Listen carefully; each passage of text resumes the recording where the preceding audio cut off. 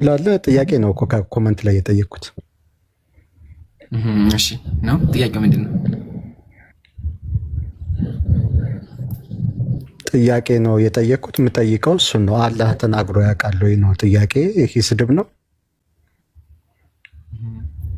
ጥያቄህን ጨረስክ? አይ አምላካችን አላህ ሲናገር እያልክ ስትናገር ስለነበረ አላህ ተናግሮ ያውቃል ወይ ነው ጥያቄ። ስድብ ከሆነ ደግሞ ንገረኝ። አይ በቃ ችግር የለውም። እሺ የሚታርኩ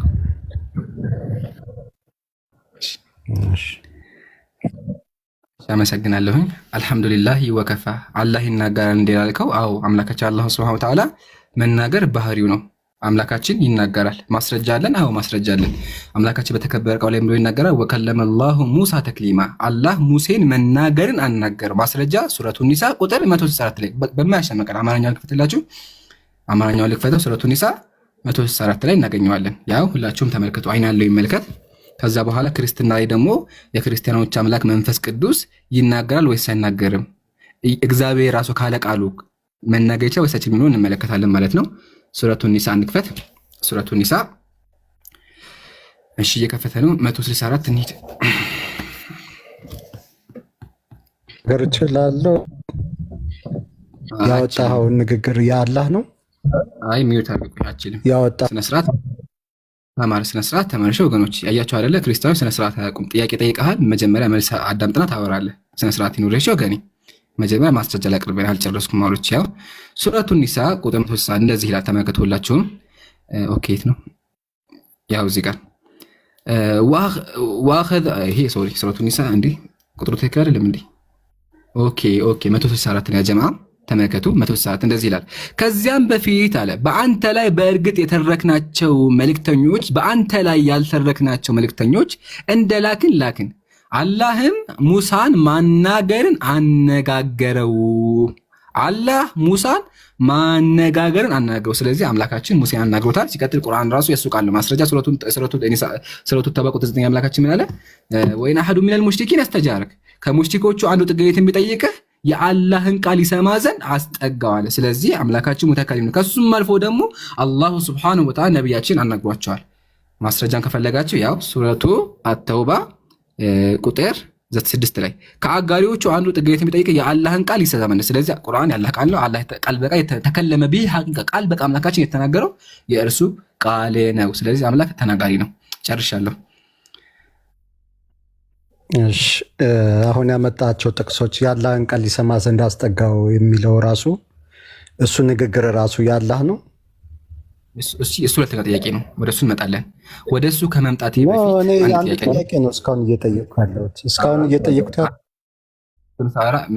ቅድም ሳወራ ምን ብዬ ነበረ? ትጠይቃላችሁ እንጠይቃለን ብዬ ነበር። ትጠይቃላችሁ አንድ ጥያቄ ጠይቀሃል። ተረኛ እኔ ነኝ መልሼልሃለሁ። እኔ ደግሞ ልጠይቅህ ወገኔ።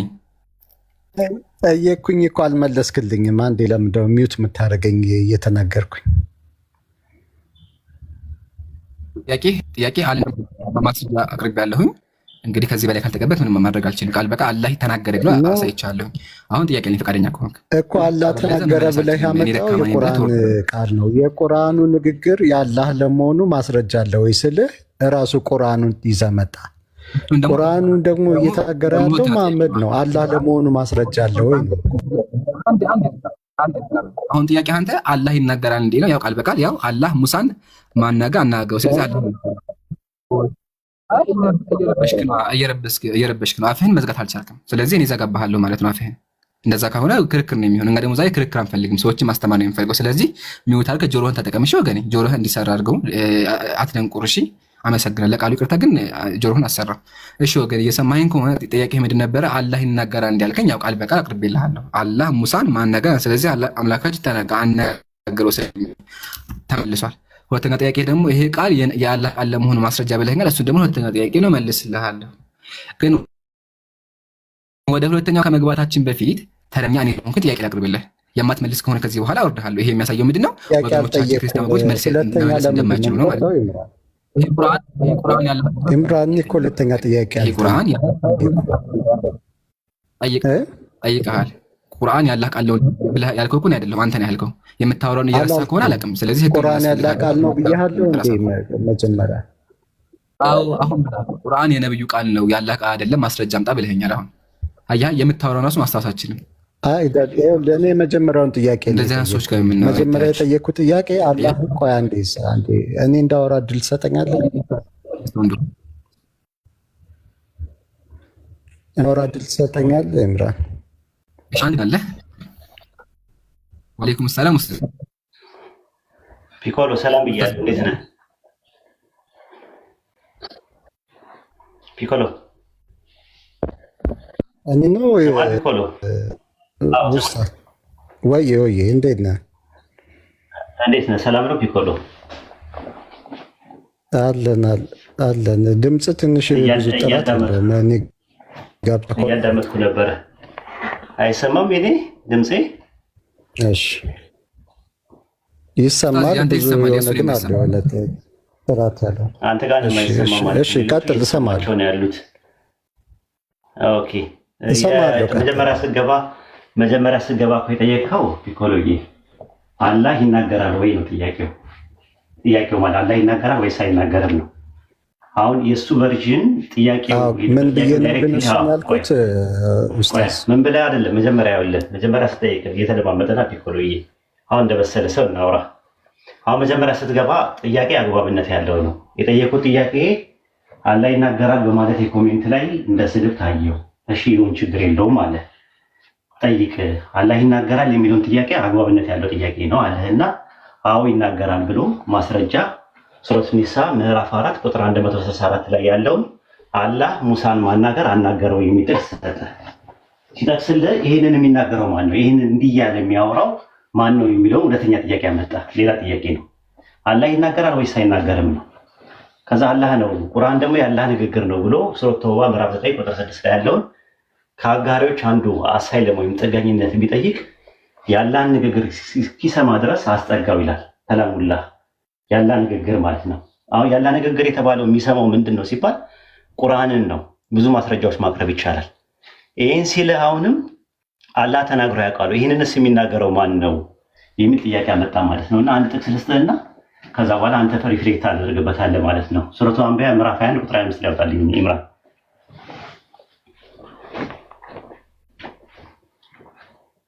ሱረቱ አንቢያ ምዕራፍ 21 ቁጥር 25 ላይ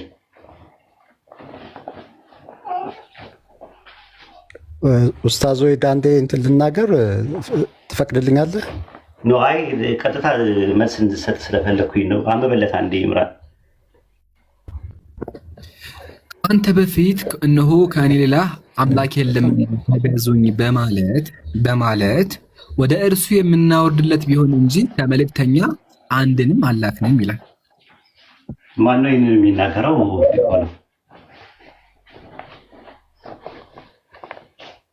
ፒኮሎ አለ?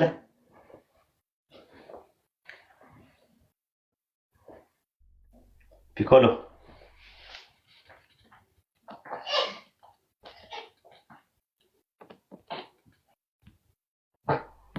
እሺ እኔ ጋብቻል ፒኮሎ አለ? የለም። እቺ ጥቅስ አስደንጋጭ ጥቅስ ናት። ለዛ ነው የደነገጠው ማለት ነው። ሌላ ሰው አስገባ ይምራል። ግን ሀሳቡን ንገራቸው። አንቢያ 21 ላይ ከኔ በቀር ሌላ አምላክ የለም አምልኩኝ በማለት የምናወርድለት ይላል። ከኔ በቀር ሌላ አምላክ የለም ብዬ ከአንተ በፊት የነበሩ ነቢያቶችን ስልክ የነበረው ከኔ በቀር ሌላ አምላክ የለም እያልኩ ነው አለ። ከኔ በቀር ሌላ አምላክ የለም እያለ የሚናገረው ማን ነው? ይህንን አላህ ይናገራል ወይስ አይናገርም ላለው ነው። አንብብለት፣ ሀሳቡን ንገረውና እዛው ላይ ሱረቱ አንቢያ ምዕራፍ 21 ቁጥር 91 እና 92 ላይ ደግሞ ግባ አብራራው። መጀመሪያ 21 25 ላይ ያለው ማለት ነው። ተከላ ኡስታዝ አው ለጀማ ያው ቃል በቃል አምላክ አላህ Subhanahu Wa Ta'ala መልእክተኛ ሲልክ ራሱ የሚያዛቸው ንግግር ነበር። ንግግሩ ምንድነው? አነሁ ላኢላሃ ኢላ አና ከእኔ በቀር አምላክ የለም። አና የሚለው እኔ ማለት ነው። እኔ አምላካችን ምን ከእኔ በቀር እያለ ለመልእክተኞች ይልኳል። ከማን ጀምሮ? ከአዳም ጀምሮ እስከ ነቢያችን ድረስ። ስለዚህ አምላክ ለሁሉም ነቢያት እኔ አምላክ ነኝ እያለ ሲናገራቸው ነበር። በማለት የምናወርድለት በማለት የሚለው ማን ነው? አላህ Subhanahu Wa Ta'ala። ስለዚህ ከዚህ በፊት ከኔ በቀር ሌላ አምላክ የለምና አምልኩኝ በማለት ከነብይ ስንልክ ነበረ። ስለዚህ አሁን ለረሱል ሰለላሁ ዐለይሂ ወሰለም ደግሞ ቀጥታ እኔ አምላክ ነኝ ወይም እኔ ጌታ ነኝ አምልኩኝ ያለበት ጥቅስ ደግሞ ሌላ አንድ ጥቅስ እንጨምር። ቁጥር 91 እና 92 ላይ ግባስ አይ ቲንክ 91 ላይ ወይ 92 ላይ ከሁለት አንድ አንበያ ምዕራፍ 21 ቁጥር 91 እና 92 ላይ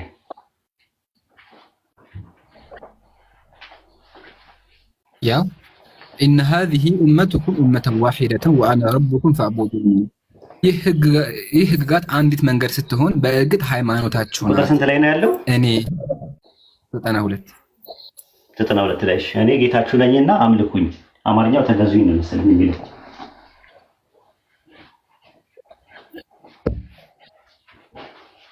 አየው እኔ ጌታችሁ ነኝና አምልኩኝ እያለ ይናገራል ማለት ነው እዚህ ጋር ማለት ነው። አንድ ሱረቱል አሕዛብ ምዕራፍ 33 ቁጥር 46 ላይ ያለውን ጥቅስ ትመለስና ወደ ሐሳባችሁ ትመለሳላችሁ። ምዕራፍ 33 ቁጥር 46 ላይ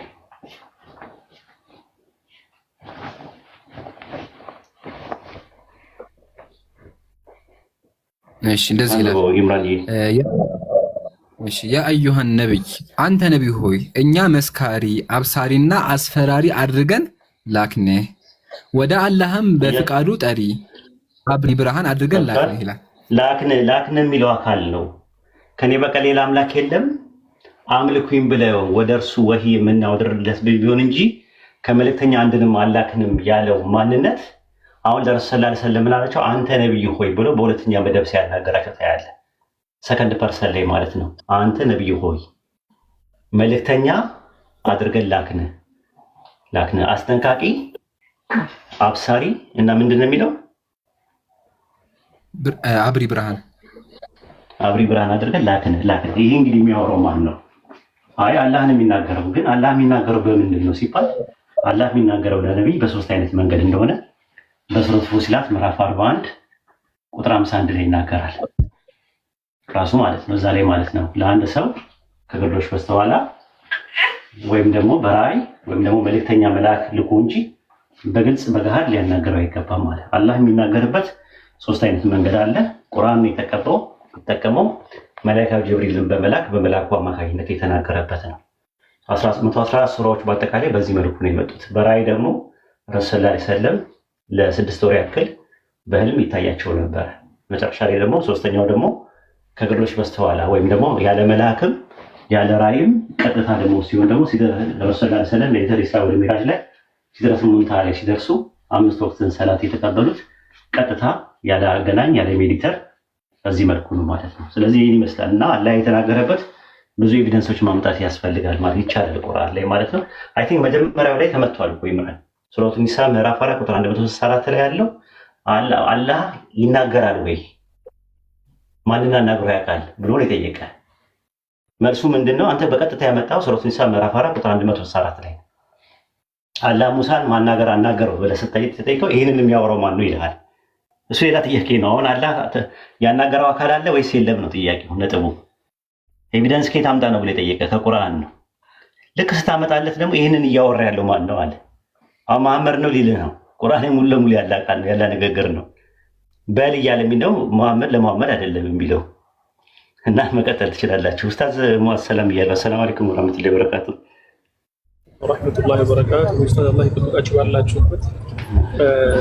በነገራችን ላይ ወገናችን መጀመሪያ ሲያነሳ በእንትን ነበር ያነሳው፣ እሱ እንደጠቀሱት ነው ኖርማል ጥያቄ ነበር ያነሳው። ከዚያ በኋላ ግን ይሄኛው ጥያቄ እንዳለ መልሱ ሲመለስለትና ወንድማችን ዒምራን ጥሩ መልስ ሲያመጣ ኢቭን እርሶ ከመቀላቀሉ በፊት ሌላ ጥያቄ አምጥቶ ነበር።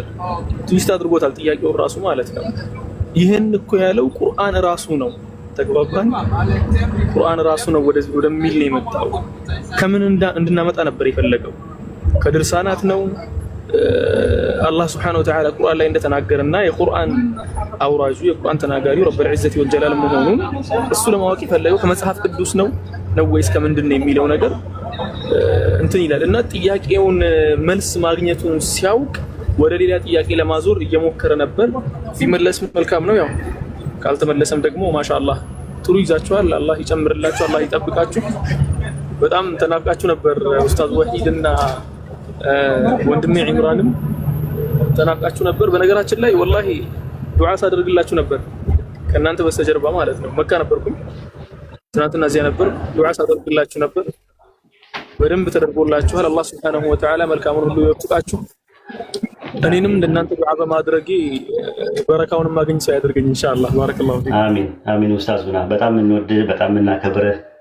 መተናነስ፣ ትህትና፣ እውቀት፣ ትዕግስት በአንድ ወቅት ከአንድ ውይይት ስትወያይ ያየን ውይይት የሚገርም ነው። ከክርስቲያኖች ማይቻ ያለው እዚህ ጋር ደግሞ በአቂዳ ዙሪያ ላይ ያየሁት ነገር አለ። ማሻአላህ ላይ ጨምርልህ። መቼም ፊት ለፊት ስላለህ እንደ አይነት ነገር አይ ቲንክ ኡማው ብዙ ማታውቃቸው ወንድሞች እና እህቶች ከበስተኋላ ሆኖ እንደን አይነት ስሜት ተሰምቷቸው ዱዓ የሚያደርጉልህ ብዙ ሰዎች አሉ ኡስታዙና። እና በእንደዚህ አይነት መልኩ እንትን እንዳትል ማለት ብዙ ሰዎች አሉ ከጀርባ ማለት ነው። አንተ ብቻ ጠንክር፣ ሲመችህ ተመለስና እንደዚሁ ንጽጽሩንም አንዳንድ እንደዚህ አይነት ነገሮች እስልምና ላይ ሹብሃት የሚፈጥሩ ነገሮችን መልስ የመስጠት ፕሮግራም አድርገህ ከነ ኢምራን ጋር ከነ ሳዳ ጋር ከነ ኢብራሂም ጋር ተጣምረህ እንደምሰራ ተስፋ አለን። ኢንሻአላህ አላህ ይጠብቅህ ባለበት ላይ ኢንሻአላህ። ጀዛኩሙላህ ኸይር። ኢንሻአላህ ከዚህ በኋላ የትምህርት ቦታ መጥቻለሁ። ኢንሻአላህ ፍላጎቱም አለኝ። አላህ ካገራልኝ የምቀላቀል ይሆናል። ባረከላሁ ፊኩም። አላህ ይጠብቃችሁ። ጀዛኩሙላህ ኸይር ኡስታዝና ባሪክ ፊኩም። ነጥቡ ላይ ኡስታዝ ሙአዝ እንቀጥል። ነጥቡ ላይ ዘኍልቍ ምዕራፍ 12 ቁጥር 8 ላይ እስቲ ያወጣው አንድ የሚገርም ቁም ነገር አለ። እስቲ ሁላችሁም ልታዩት የምፈልገው ጥቅስ ነው። አንድ ነብይ ሲጀመር ቃል በቃል ካላናገረው የሚል መስፈርት ትክክል አይደለም። ፈጣሪ እንደዛ አድርጎ አያውቅም። ሙሴን ብቻ ነው በመጽሐፍ ቅዱስ አንድ ነብይ ሲነሳ ማረገው ማናገረው አለ። እስቲ አንብበው ጥቅሱን ዘኍልቍ 12:8 አይ ቲንክ 7 እና 8 ኦሪት ዘኍልቍ ምዕራፍ 12 ቁጥር 7 እና 8 አየሁ ኡስታዝ በስድስት ጀምረውና እግዚአብሔር እንደዚህ ይላል፣ ቃሌን ስሙ፣ በመካከላችሁ ነቢይ ቢኖር እኔ እግዚአብሔር በራእይ እገለጥለታለሁ ወይም በሕልም አናግረዋለሁ። ባሪያዬ ሙሴ ግን እንዲህ አይደለም። እርሱ በቤቴ ሁሉ የታመነ ነው። እኔ አፍ ለአፍ በእርግጥ እናገረዋለሁ፣ በምሳሌ አይደለም። የእግዚአብሔር መልክ ተመልከት ማለት ቀጥታ ያናገረው ነብይ ሙሴ ብቻ ነው።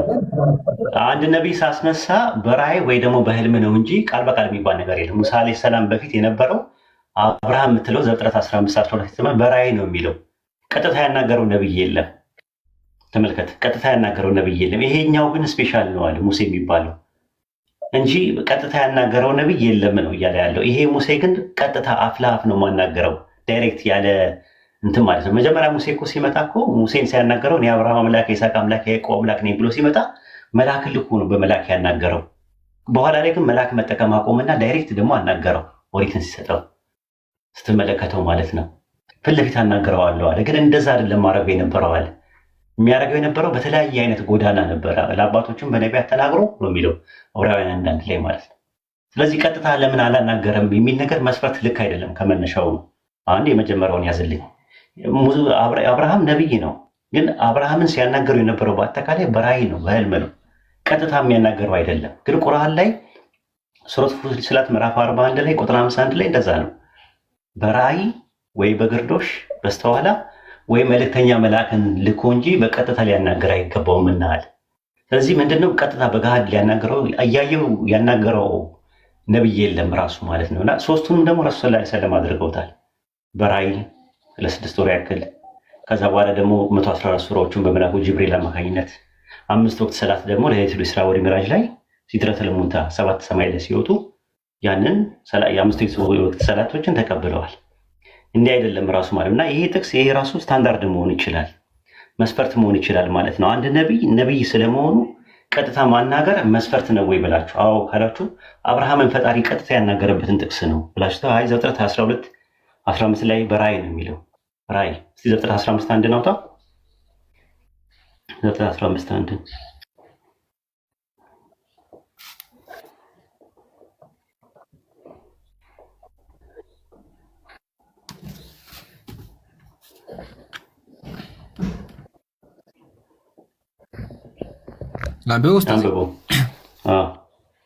ከዚህ ነገር በኋላ የእግዚአብሔር ቃል በራእይ ወደ አብርሃም መጣ እንዲህ ሲል፣ አብርሃም ሆይ አትፍራ፣ ጋሻ በምን መጣ ነው የሚለው በራእይ በቃ። ስለዚህ ዘኍልቍ 12:7 ላይ ማለት ነው መልእክቱ የፈጣሪ ነው እንጂ እሱ አይደለም ማለት ነው። ስለዚህ አላህ በምንም ነገር እናንተን እያወራኋችሁ ያለሁት በምን ነው? ኡስታዝ ሙአዝ ቃል በቃል አይደለም እኮ እያወራቸው። በምንድን ነው እያወሩ ያለው ከእናንተ ጋር? መልሱልኝ እስኪ። በሞባይል ነኝ አንድ መልስ በሞባይል ወይም በቲክቶክ አይደል እንዴ? ስለዚህ አሁን ምንድነው ሰው ጥያቄ ሊጠይቅ ነው። ቃል በቃል አላወራኝም፣ ይኸው እያወራሁ አይደለም። ለምን በቲክቶክ እያወራሁ ነው? ቃል በቃል አይደለም ማለት ኢንስትሩመንት አድርገህ የተጠቀምኩት ወይ ሞባይሌን ነው ወይ ቲክቶክን ነው የተጠቀምኩ ያለሁት። ስለዚህ አምላካችን አላህ ቁርአንን ሲያወርድ ቁርአንን መልእክት ሲያስተላልፍ የተጠቀመበት ጅብሪልን እንደ ማስተላለፊያ እንደ ቦይ ነገር ነው የተጠቀመበት እንጂ ቁርአን ላይ ጅብሪል እንደዚህ ተብዬ እኮ ነው እንደዚህ ተብዬ ነው ብሎ የተናገረበት የለም። ራሱ የሚናገረው እንትን ሱረቱል ሁጅራት ምዕራፍ 49 ቁጥር 13 ላይ ያወጣላቸው እስቲ አንድና ከዛ ወደ ሐሳቡ እንመለሳለን። ሱረቱል ሁጅራት ምዕራፍ 49 ቁጥር 13 ላይ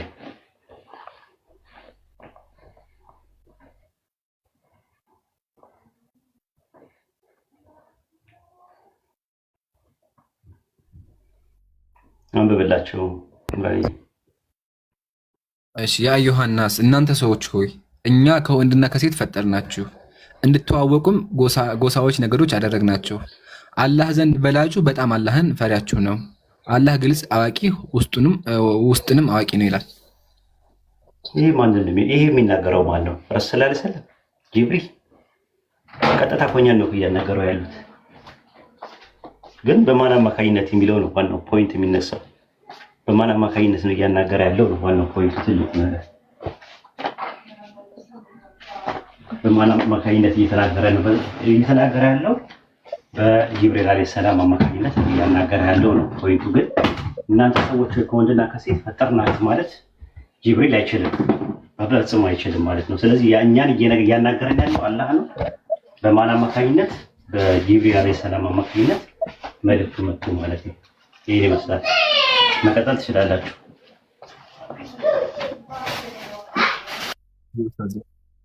ጀዛከላሁ ኸይር። ጀዛ በደንብ ተብራርቷል። ሲቀጥል ቃል በቃል ማውራት አለበት ግዴታ የሚሉ ከሆነ ቅድም ኡስታዝ እንደገለጸላችሁ ነቢያትን እንጠቅሳለን። እነ ኤርሚያስን፣ እነ ይስሐቅን፣ እነ ያዕቆብን ጠቅሰን የትኛው ቦታ ነው እግዚአብሔር ያወራቸው ብንላቸው መልስ የላቸውም። እሺ ጀዛከላሁ ኡስታዝ፣ አላህ ይጠብቅ፣ አላህ ያክብርልን። እሺ ሐናን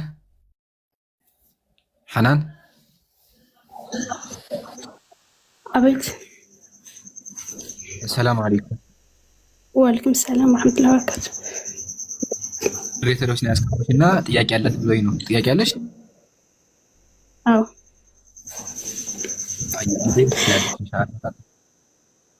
ልቀጥል። ሱራ አንሳ ምዕራፍ 4 ላይ ያለውን አውጣልኝና ለምብሩን አልጠይቅህ።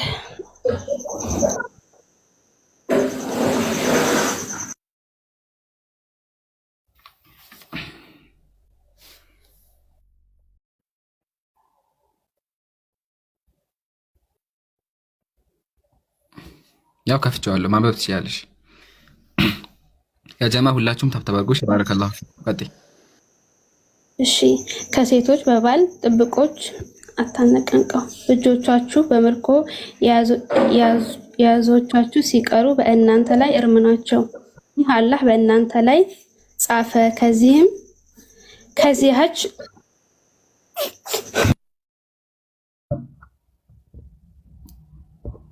ከተከለከሉት ወይስ ቀጥይ? ኔትወርክ አድርገሻል። ወዳ ጥብቆች ሆናችሁ ዝሙተኞች ሳትሆኑ በገንዘቦቻችሁ ልትፈልጉ ለእናንተ ተፈቀደ። እዚህ ላይ ጥያቄ ከአራት ሚስቶች አላህ ከፈቀደው በላይ በገንዘብ ሌላን ሴት በዝሙት ናም ዝሙት አይደለም ወይ? ሌሎች በዝሙት መያዝ ወይስ ቁርአኑ አያ ምንድን ነው የሚያወራው? ስለዚህ ልታስረዳ ይፈልጌ ነው። እሺ መጀመሪያ በብር ሲባል ገብቶሽ ምን እንደሆነ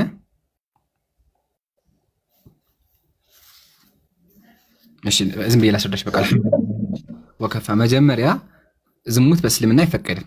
እዛ አንቺ ያመጣሽው አንቀጽ ተመልከች ምን እንደሚል። እዛ አንቺ ያመጣሽው አንቀጽ ምንድን ነው የሚለው? ዝሙተኞች ሳትሆኑ። ስለዚህ ዝሙተኛ መሆን በእስልምና አይፈቀድም፣ ኃጢአት ነው። ዝሙተኞች ሳትሆኑ ስለሚል ማለት ነው። ታዲያ አንቀጹ ስለምንድን ነው የሚያወራው? ካልሽኝ የሚያወራው ስለ መህር ነው። በእስልምናችን መህር የሚባል ነገር አለ። ማለትም አንድ ወንድ ሲያገባ ለሴት መክፈል ያለበት አለ። በአማርኛ ጥሎሽ ይባላል። ጥሎሽ ይባላል። ይሄ ማስረጃ ተፍሲር አልኻዚን ተመከቱ። አይ ተንኪሁ ቢሰዳቂ አለ። በሰዳቅ ልታገቡ ነው አለ። ኦኬ በሰዳቅ ምን ልታገቡ ነው። ያኒ ሙተዘውጂና ወቂለ ሙተዓፊፊና ሙህሲን የተጠበቃችሁ ሆናችሁ ማለት ምንድነው አለ። ሙተዘውጂና ስታገቡ ምን አጋችሁ ያግቡ አለ። መህር ስጡ አሉ። በእስልምናችን መህር ግዴታ ነው። የትኛውም ወንድ ሲያገባ ለሚያገባ ሴት ገንዘብ መስጠት አለበት። ይሄን ደግሞ እነሱ ናቸው የሚስማሙት። ይሄ መህር ይባላል በእስልምና፣ ወይም ደግሞ በአማርኛ ጥሎሽ ይባላል። በመጽሐፍ ቅዱስም አለ በእስልምና አለ ማለት ነው። ይሄን ካያሽልን ብር ከፍሎ ወሲብ ማድረግ ወይም ዝሙት መስራት በእስልምና አይፈቀድም። ቃል በቃል ተመልከች ሐዲስ ላይ ምን እንደሚል። ሐዲስ ቁጥሩ صحيح البخاري 5526 ነብያችን ምን አሉ? ነሃ ረሱሉላህ አኒል ሙተዓቲ አመ ኸይበር። ነብዩ ሰለላሁ ዐለይሂ ወሰለም በኸይበር ዘመቻ ወርቅ ላይ ምን አደረጉ? ይሄ ጊዜያዊ ጋብቻ ብር ከፍሎ ማግባት የሚባለውን ነገር ከለከለው፣ ተከልክሏል። ስለዚህ በእስልምናችን እንደዚህ አይነት ነገር አይከለከልም፣ አይፈቀድም። ሶሪ ሲቀጥል አንቀጹ የሚያወራው ስለምንድን ነው? ስለ መህር ነው። ግልጽ ነው? አይ ግልጽ አይደለም። ተስፍራለሁ ያው ተፍሲር ከፍቻለሁ። አንቀጹ ደግሜ ነው መጀመሪያ ችግር የለው እንዲገባሽ ማለት እንደዚህ ይላል። ከሴቶች አለ ከሴቶችም በባል ጥብቆቹ እጆቻችሁ በምርኮ ያዟቸው ሲቀር በእናንተ ላይ እርም ናቸው አለ። ስለዚህ ስታገቡ የእናንተ ሚስት ይሆን መሆን አለበት፣ ወይም ደግሞ አማ ወይም ደግሞ ምርኮ ሆና ያገባችኋት መሆን አለባት አለ። ከዛሳ ይህ አላህ በእናንተ ላይ ጻፈ፣ በቃ ይሄን የተፈቀደላችሁ አለ። ከዚያችሁም ከተከለከሉት ወዲያ ጥብቆች ሆናችሁ ዝሙተኞች ሳትሆኑ ከዝሙት ርቃችሁ አለ በገንዘቦቻችሁ ልትፈልጉ ተፈቀደ። በመህሮቻችሁ ልትፈልጉ ተፈቀደ። ማድረግ ሚስት ማግባት ማለት ነው። ከእነርሱ በመጋኘት የተጠቀማችሁባቸውን ሴቶች መህሮቻቸውን ግዴታ ሲሆን ስጧቸው ይላል። ኦኬ ስለዚህ አንድ ካገባ በማድረግ ላይ ግዴታ ገንዘቡን መክፈል አለበት። ነብዩ ሰለላሁ ዐለይሂ ወሰለም አስተምረዋል። መህሩ ደግሞ ቁርአን ማቅራት ሊሆን ይችላል፣ ወርቅ ሊሆን ይችላል፣ ብር ሊሆን ይችላል። ግዴታ ማድረግ አለበት፣ መስጠት አለበት። ስለዚህ እዚህ በገንዘቦቻችሁ ሲባል አይቢል መህሪ በመህር ነው ማለት ነው። ግልጽ ነው? ያልገባሽ ካለ ይሄ ቦታ አልገባኝም በይ። አማርኛውን ጽፍ አድርግልኝ እንደው ስለማይታይ ነው። አንዴ አክቹአሊ ሁለተኛ መልስ አለ ኢንሻአላህ። ሁለተኛው መልስ ደግሞ አስቀምጠሻለሁ፣ ግን እዚህ ጋር ቅራራሽ ነገር አለ። አዎ ከሴቶች በባል ጥብቆች እጆቻችሁ በምርኮኛ የያዞቻችሁ ሲቀሩ በእናንተ ላይ እርም ናቸው። ይህ አላህ በእናንተ ላይ ጻፈ። ከዚህችም ከተከለከላችሁት ወዲያ ጥብቆች ሆናችሁ ዝሙተኛም ሳትሆኑ በገንዘቦቻችሁ ከዚህ ሞዳ የሚለው እኔ የተረዳሁት ከፊታችሁ ሞዳ ማለትም ከዚህ ሞዳ ነው የሚለው ገብቷል? ታዳኝ ስለዚህ ተጨማሪ መፍቶች ነው። ዝሙተኞች ሳትሆኑ በገንዘብ ነው የሚለውና እንዴት ነው ላሳይሽ፣ ተመልከቺ። ከዚህችም ከተከለከሉት ወዲያ ያው ከተከለከሉት ወዲያ ነው የሚለው በደንብ ይሁን እንዴ። ከዚህችም ማለት ከተከለከሉት ወዲያ ጥብቆች ሆናችሁ ዝሙተኞች ሳትሆኑ በገንዘቡ ዝሙተኞች ዝሙት አይፈቀድም ሳትሆኑ በገንዘቦቻችሁ አለ እሺ አይደለ? ስለዚህ ከዚያ ሲባል ሐሳብ ያስቀመጠ ነው ያለው፣ ወይም ስለ ጋብቻ የተነገረ ወይም ደግሞ ተጨማሪ ደግሞ በጣም አይደለ ሐሳብ ነው። ሐሳቡ ምንድነው? ስታገቡ ምን አድርጉ? መህር ስጡ፣ ገንዘብ ስጡ ነው። ግልጽ ነው? ስለዚህ በገንዘቦቻችሁ ልትፈልጉ ለእናንተ ተፈቀደ አለ። በገንዘብ ማግባት ተፈቅዷል። አሁን በእስልምናችን ግዴታ ነው፣ ሲጀመር ግዴታ ነው እንጂ ነብዩ ሰለላሁ ዐለይሂ ወሰለም ቃል በቃል ተናግረዋል። ሐዲስ ላይም አለ። ኦኬ አንድ ወንድ ሲያገባ ግዴታ ለሚያገባ ሴት ጥሎሽ መስጠት አለበት። አቅሙ ኦኬ በአቅሙ ልክ ነው። ሴትየቱ የስማመሉ የሚያገባት ጋር ከዛ በኋላ ኒካህ ይሰጣል ወይም ደግሞ ገንዘቡን ይሰጣል ማለት ነው። ኦኬ ይሄ ደግሞ የሚሰጥ መቼም የሚባለው ራሱ ሁክም አለው ይቀጥላል ማለት ነው። ግልጽ ነው ይሄ መጀመሪያ ወይስ ያልገባሻል? አሁን ተፍሲሩን አንተ አንዴ ሐቢቢ ዕምራን አንዴ ልተካ አንዴ ኢንሻአላህ ሂድበት ኡስታዜ። በዛውም ስለ ነስኽና ናስኽ ሂድበት፣ እሱንም አላባራራትም ጨምረው ኢንሻአላህ። እሺ ችግር የለውም። ቢስሚላህ አልሐምዱሊላህ ወሰላቱ ወሰላሙ ዐላ ረሱሊላህ። መንገድ ላይ እየሄድኩ ነው ይሄን ነገር እንትን የምለው፣ ይቅርታ አድርጉልኝ። የሚረብሻችሁ ድምፅም ካለ ውጭ ላይ ስላለሁ ነው። አንደኛ ነገር እህታችን ያነሳችው መስአላ ለምንም ለሹብሃነትም የሚቀርብ መስአላ አይደለም። ምክንያቱም ሹብሃ ለመፈለግ ቁጭ ብሎ ይሄንን አያ ሹብሃ ለፈልግ ብሎ የፈለገ ሰው ያገኘዋል ሹብሃውን። ለምን ሲባል አሁን እሷ በጠቀሰችው መልኩ ነገሮችን ሁላ ቃላቶችን ሁላ ትክክለኛ ትርጉም እየሰጡ ባለመሄድ የሚፈልጉትን ብቻ መዞ ማውጣት ሌላ ትርጉም ሊያመጣ ይችላል። ትክክል ግን ሙሉ ትርጉሙን ካየ ነው። ለምሳሌ ያክል አያው ምን ነበር የሚለው? እስቲ የአረብኛውን አሳየኝ። አያው የአረብኛውን ብቻ አሳየኝ። ምንድነው የሚለው? والمحصنات نعم والمحصنات من النساء إلا ما ملكت أيمانكم كتاب الله عليكم وأحل لكم ما وراء ذلكم أن تبتغوا بأموالكم محصنين غير مسافحين. الله سبحانه وتعالى فما استمتعتم به منهن فآتوهن أجورهن فريضة ولا جناح عليكم فيما تراضيتم به من بعد الفريضة إن الله كان عليما حكيما. እዚህ ጋር አሁን ከመጀመሪያው ስንጀምር والمحصنات من النساء ነው ያለው። والمحصنات ጥብቅ የሆኑትን ነው እያወራን ያለ ነው ሲጀመር ከስር መሰረቱ ወደ ሌላ ነጥብ ሳንገባ ማለት ነው። ኢላ ማ መለከት አይማኑኩም እናንተ እነሱን በስራችሁ ካደረጋችኋቸው ወይ ደግሞ በባርነት ወደ እናንተ ከመጡ በባርነት ወደ ሙስሊሙ በምርኮኛነት ወደ ሙስሊሙ እጅ የሚገቡት ደግሞ እነማን ናቸው? ከሴት ካፊሮች መካከል ከባሎቻቸው ጋር ለዘመቻ ወጥተው እየሰማችሁ ነው አይደል? ከባሎቻቸው ጋር ለመዝመት ወጥተው ሙስሊሞችን ለመዋጋት መጥተው ውጊያ ቦታ ላይ የታሰሩትና የተማረኩት ናቸው ምርኮኛ ተደርገው እንደ ባሪያ የሚወሰዱት። ከዚያ ውጭ ግን ዝም ብሎ የተቀመጠው አይደለም ምርኮኛ ተደርጎ ባሪያ የሚደረገው። ስለዚህ አሁን እንዲህ ያደረጉት በሌሎች ሰዎች ህግ ይገደል ነበር። ኢስላም ደግሞ ነገሩን ሲያቀልላቸው ምን አደረገ? በባርነት እንዲኖሩና ራሳቸውንም ከባርነቱ ነፃ የሚያወጡበትን ብዙ መላምቶችን አስቀመጠ። እዚህ ጋም ሲያመጣ ወልሙሕሰናቱ ሚነ ኒሳኢ ኢላ ማ መለከት አይማኑኩም ካለ በኋላ كتاب الله عليكم وأحل لكم ما وراء ذلكم. شوف أن تبتغوا بأموالكم بنبرتوቻችሁ እንድትፈልጉ ተፈቅዶላችኋል። ሙሕሲኒና አለ። شوف ሙሕሲኒና ብሎ ማለት ጥብቅ በሆነ መልኩ እነሱን መፈለግ። ሙሕሲኒና ካለኮ خلاص ፋይሉ ሁላ ተዘጋኮ። ከዚህ በኋላ የሚመጣው በአጠቃላይ ስለ ብርም ተወራ ስለምንም ተወራ በኢስላም ውስጥ አንድ ግለሰብ ጥብቅ ሆኖ ሳለ ብር አውጥቶ ከሴት ልጅ ጋር የሚኖረው እንዴት ሲሆን ነው የሚለው ነገር ነው ጥያቄ የሚመጣው። ስለዚህ አሁን ምንድነው ያለው? كتاب الله عليكم وأحل لكم ما وراء ذلك وأن تبتغوا بأموالكم محصنين غير مسافحين ብሎ ማለት ደግሞ ወደ ሲፋህ ሳትገቡ ወይ ደግሞ ወደ ዚና ሳትገቡ ማለት ነው። ኦኬ እዚህ ጋር አሁን አንደኛ ምን አስቀመጠ? ጥብቅ ስትሆኑ ብሎ ጨረሰው። ሁለተኛ ደግሞ የበለጠ ሲያጠነክረው غير مسافحين ያለው ሲፋህ ሳትሰሩ ዚና ሳትሰሩ። ከዚህ በኋላ የሚመጣ በአጠቃላይ በኢስላማዊ ህግ መሰረት በሚዳኘው ይዳኛል እንጂ እንዴት ተደርጎ ነው አላህ በግልጽ እዚህ ጋር አስቀምጦት ቁጭ አድርጎት ዚና ያልሆነ ጥብቅ የሆነ ብሎ ከተናገረ በኋላ አንተብተጉ ቢአምዋሊኩም ብሎ አላህ Subhanahu Wa Ta'ala ሲናገር ወደ እንትን የሚወሰደው ወደ ሴተኛ ዳሪነት የሚወሰደው አንተብተጉ ቢአምዋሊኩም ብሎ ማለት በሁለት መንገድ ነው የሚፈሰረው ትርጉም ያለው። አንደኛው ቢአምዋሊኩም ብሎ ማለት ንብረቶቻችሁን አውጥታችሁ እነሱን የራሳችሁ የምታደርጉ በኒካህ ማለት ነው። ወንድማችን ዒምራን በደንብ አድርጎ አብራርቶታል። ይሄኛውን ላብራራውም አልፈልግም ምክንያቱም ዒምሩ አላስተረፈው ጨርሶታልና። ሁለተኛው ደግሞ ባሪያ የሆነችን ሴት ቅድም የነገርኳችሁን ባርነቱን አትርሱት፣ በደንብ አድርጋችሁ ያዙ። ባርነት እንዴት ነው የሚመጣው ያልኳችሁ? ለውጊያ የወጣች ሴት ናት ባሪያ የምትሆነው። ቅድም ለውጊያ ወጣ ባሪያ የሆነችን ሴት አንድ ግለሰብ በንብረቱ ከገዛበት ቀን ጀምሮ እሷን የማኖርም የሷን ግዴታ የመወጣትም ከሷ ጋር የመተኛትም ሙሉ መብት አለው። ምክንያቱም በንብረቱ ስለገዛት። ለምንድነው በንብረቱ የገዛት? ሰው አይደለችም እንዴ? ሰው ነች። ወላኪን በንብረት የምትገዛበት ምክንያት ባጠፋችው ጥፋት ምክንያት ነው።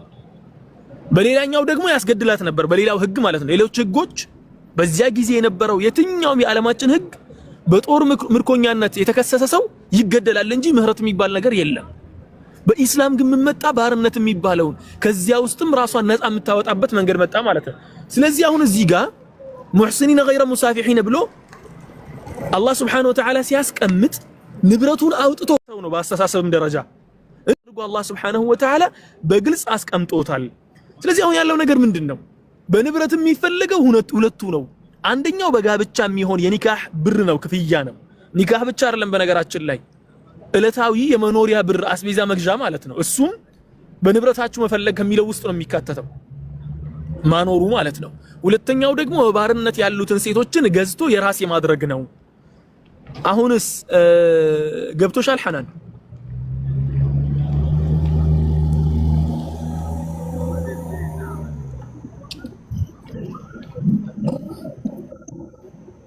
ሐናን ገብቶሻል?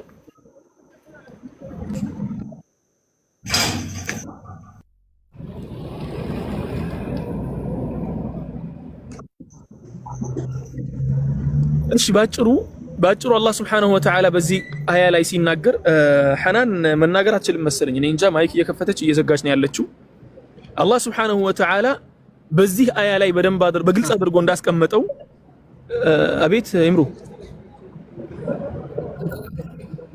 እየሰማዋት አይደለም የሷን የሐናን ድምጽ እየሰማው አልነበረም ምንም አይሰማም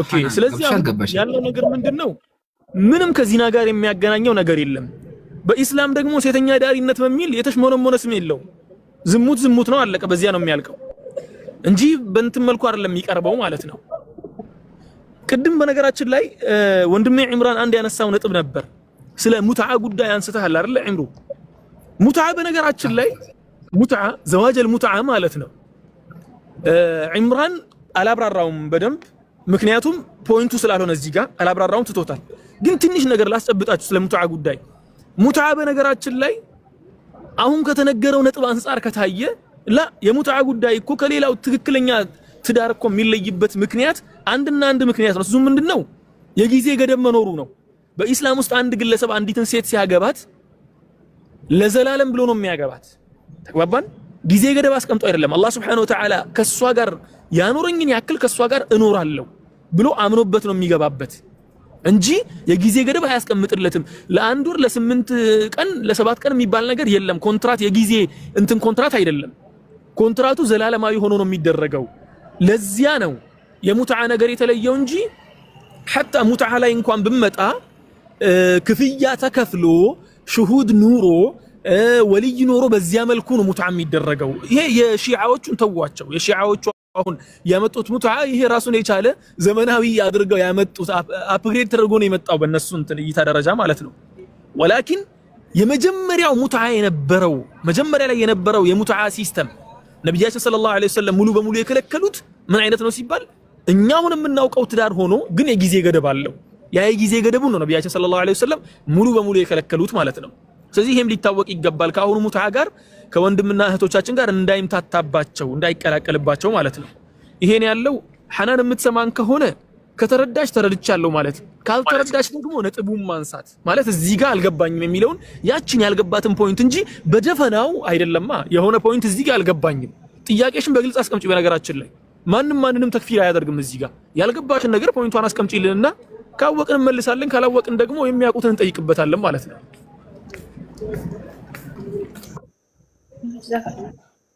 ለኔ መጀመሪያውንም እንደዚህ ነው የተረዳሁትና የሆነ አጋጣሚ ሳልፍ ካፊር ቤት ሙስሊም ነችና ከሷ ጋር እንደዚህ ያወሩበት ነበር በዚህ ጉዳይ ላይና ልጅቷ ሙስሊም ነች ተቀበለችው ያን ነገርና ለዛ ነው እዚህ መጥቼ ለመጠየቅ የወደድኩት ግልጽ ነው ለመጨረሻ ጊዜ ደግሞ ተፍሲር አውጥተው ነበርና በዚህ ጉዳይ ላይ ተፍሲሩን ባየው ካለ ደስ ይለኛል እና እናንተ ያስረዳችሁኝ ነገር ግልጽ ነው እሺ መልካም ችግር የለውም አንድ ነገር ግን ልንገርሽ እህት ሐናን እንዲሁም ነው የገባሁት ራሱ ለመመለስ አይደለም በነገራችን ላይ መልስ ለመስጠት አይደለም የገባሁት ለመክራችሁ ነው የገባሁት እህት ሐናንና መሰሎቻችሁ የሷ መሰሎች በደንብ አድርጋችሁ አዳምጡ እስላማዊ ትምህርት የሚሰጥበት ቤት ቁጭ ብላችሁ ሳትማሩ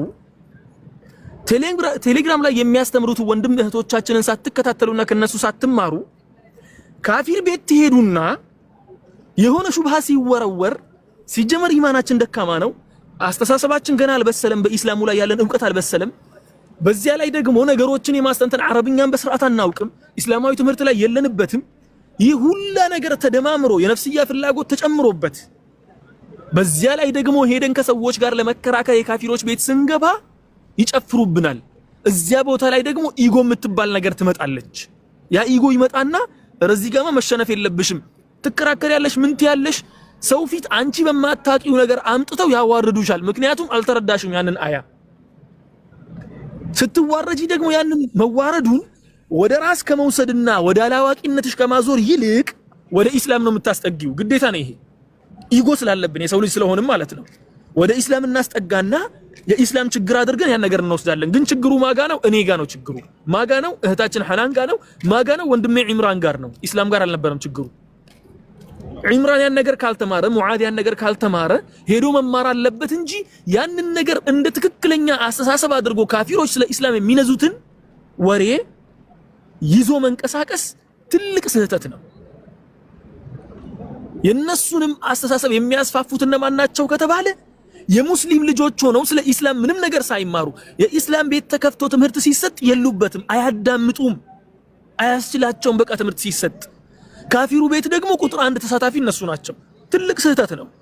የራሳችሁን ኢማን መጠበቅ የምትፈልጉ ከሆነ ኢስላማችሁን መጠበቅ የምትፈልጉ ከሆነ በነገራችን ላይ ስለ ወስዋስ ጉዳይ በሰፊው ይሄድበታለሁ ብዬ የተውኩት ነገር እንጂ የወስዋስ ጉዳይ በሁለት ይከፈላል። አንደኛው ባለቤቱ በራሱ ገፍቶ የሚያመጣው ወስዋስ ነው። ያ በራሱ ገፍቶ የሚያመጣው የትኛው ነው? አሁን እየተናገርኩ ያለሁት ነው። ካፊሮች ቤት ላይ ይዞራሉ፣ የኢስላም ትምህርት ሲሰጥ የሉበትም። ካፊሮች ቤት ላይ እየዞሩ እየሄዱ ምን ያደርጋሉ? ሄደው በሽታ ተቀብለው ይመጣሉ። ያ የተበከሉበትን ነገር ደግሞ ያመጡና ሌላውን ይበክሉበታል። ትምህርቱ ሲሰጥ የሉበትም እነሱ። ስለዚህ አሁን ምንድነው በእነሱ እምነት በእነሱ አስተሳሰብ በቃ በጣም ነገሩን መጥቀው ያዩ ይመስላቸዋል። አይደለም፣ መጀመሪያ መማሩ ነው የሚቀድመው። ስለ ኢስላም በደንብ አድርገን እንወቅና እንረዳና ከተረዳን በኋላ ነው ካፊሮች ቤት የምንሄደው። ለዚያም ነው ዑለሞቻችን በነገራችን ላይ ኡስታዝ አቡ ሀይደር በዚህ ጉዳይ ላይ አውርቶ ነበር።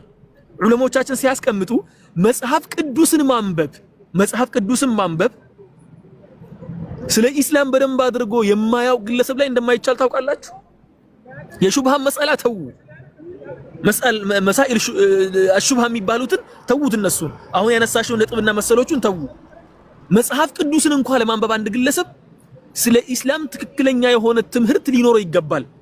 ስለ ኢስላም ትክክለኛ ትምህርት ሳይኖረው መጽሐፍ ቅዱስን የሚያነብ ከሆነ ልክ ቲክቶክ ላይ እንደምትመለከቱት አልহামዱሊላህ ታቦታችን በሰላም ገባልን የሚል አይነት ሙስሊም ነው የሚሆነው። ተግባባን? ምክንያቱም ብዙ ስነ ምግባር ላይ አኽላቆች ላይ ከፈጣሪ ዘንድ የመጡ እምነቶች ቢበረዙ እንኳን እነዚህ አኽላቆች በከፊሉ ስለሚቀሩበት ከኢስላም ጋር እኮ አንድ ነው። ከኢስላም ክርስትናና ኢስላም እኮ አንድ እኮ ናቸው ይላል። ምክንያቱ ሲባል ኢስላምን አያውቀው መጽሐፍ ቅዱስን የሆነ ጊዜ ላይ አንብቦ ወይ ደግሞ ሲነገር ሰምቶ እንትን ብሏል።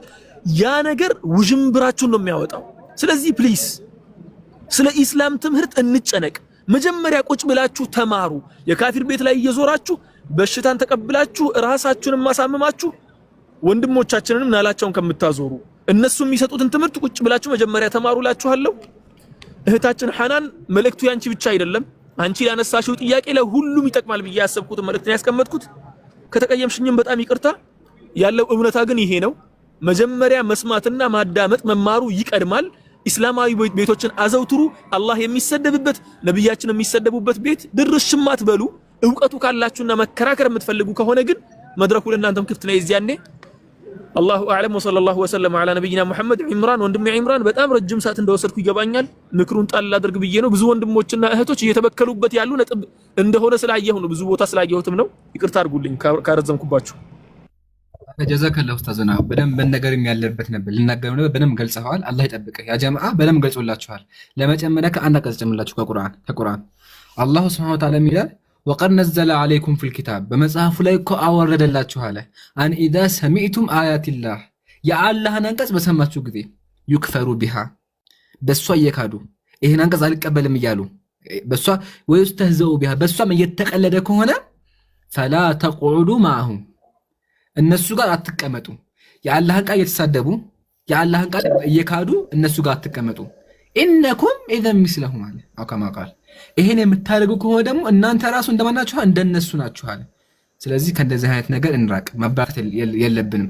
ባይዘቤ ካፊር ቤት ገብተን ስንወያይም ምን እያደረግን ያለ ነው? እያስተዋወቅላቸው ነው ያለ ነው። መልስ ካለን ኸይር ማሻአላህ መልስ ተመለሰ ይባላል።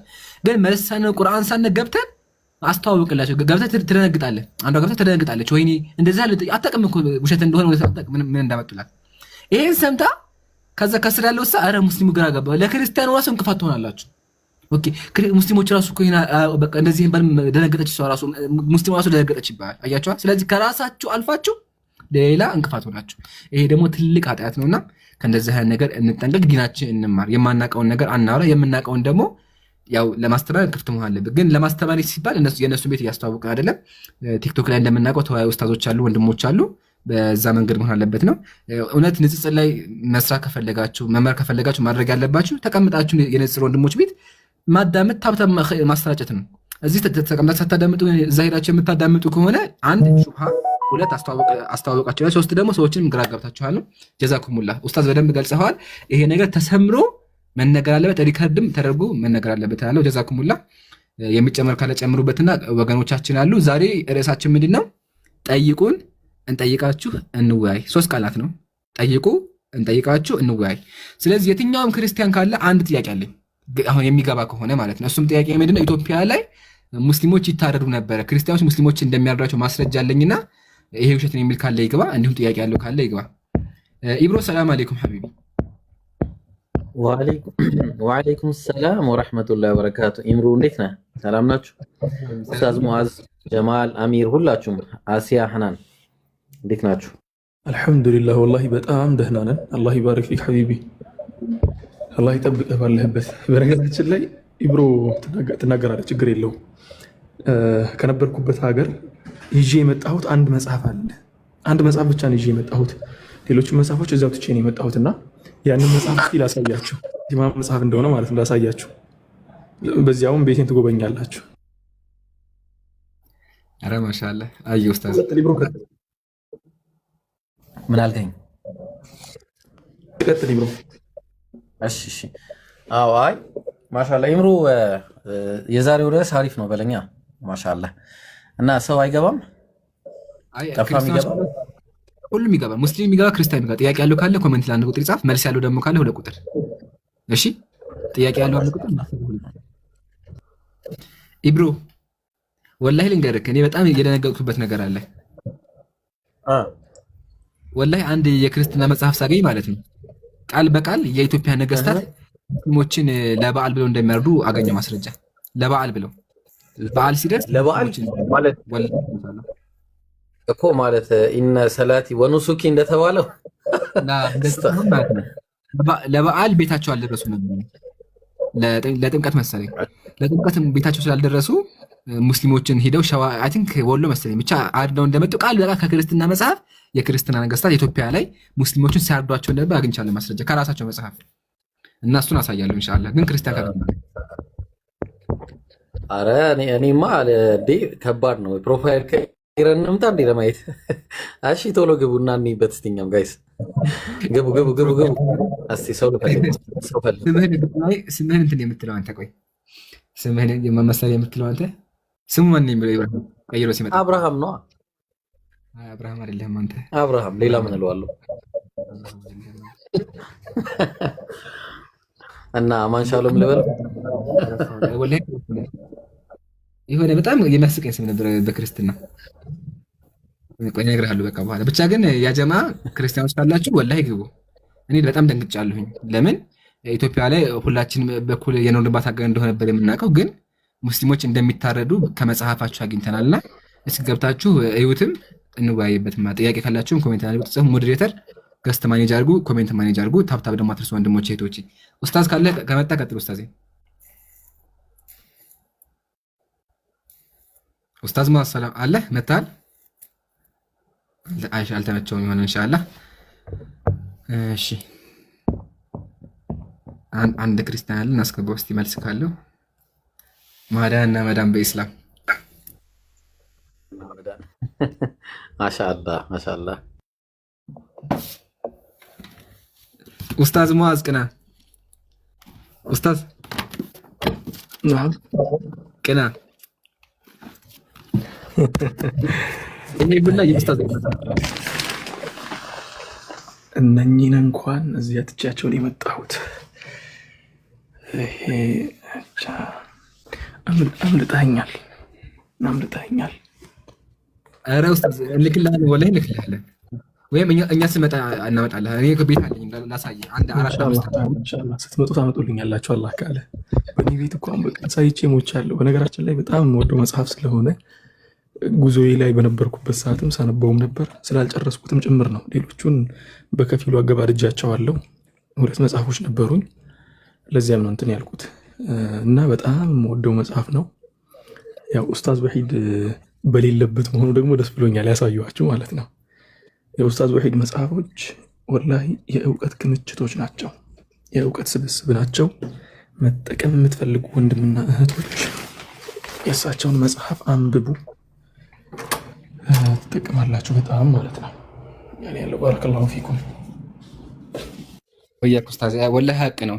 ደግሞ የሚገርመው ነገር ኢብሮ አይተህ ከሆነ ክርስትና ላይ ያሉትን አብዛኛው ፖይንቶች ማለት ለምሳሌ ሚስጥረ ስላሴ ካልክ ያው የስላሴ ሐሳብ አለ በኡስታዝ ወሂድ አለ ዘጋ።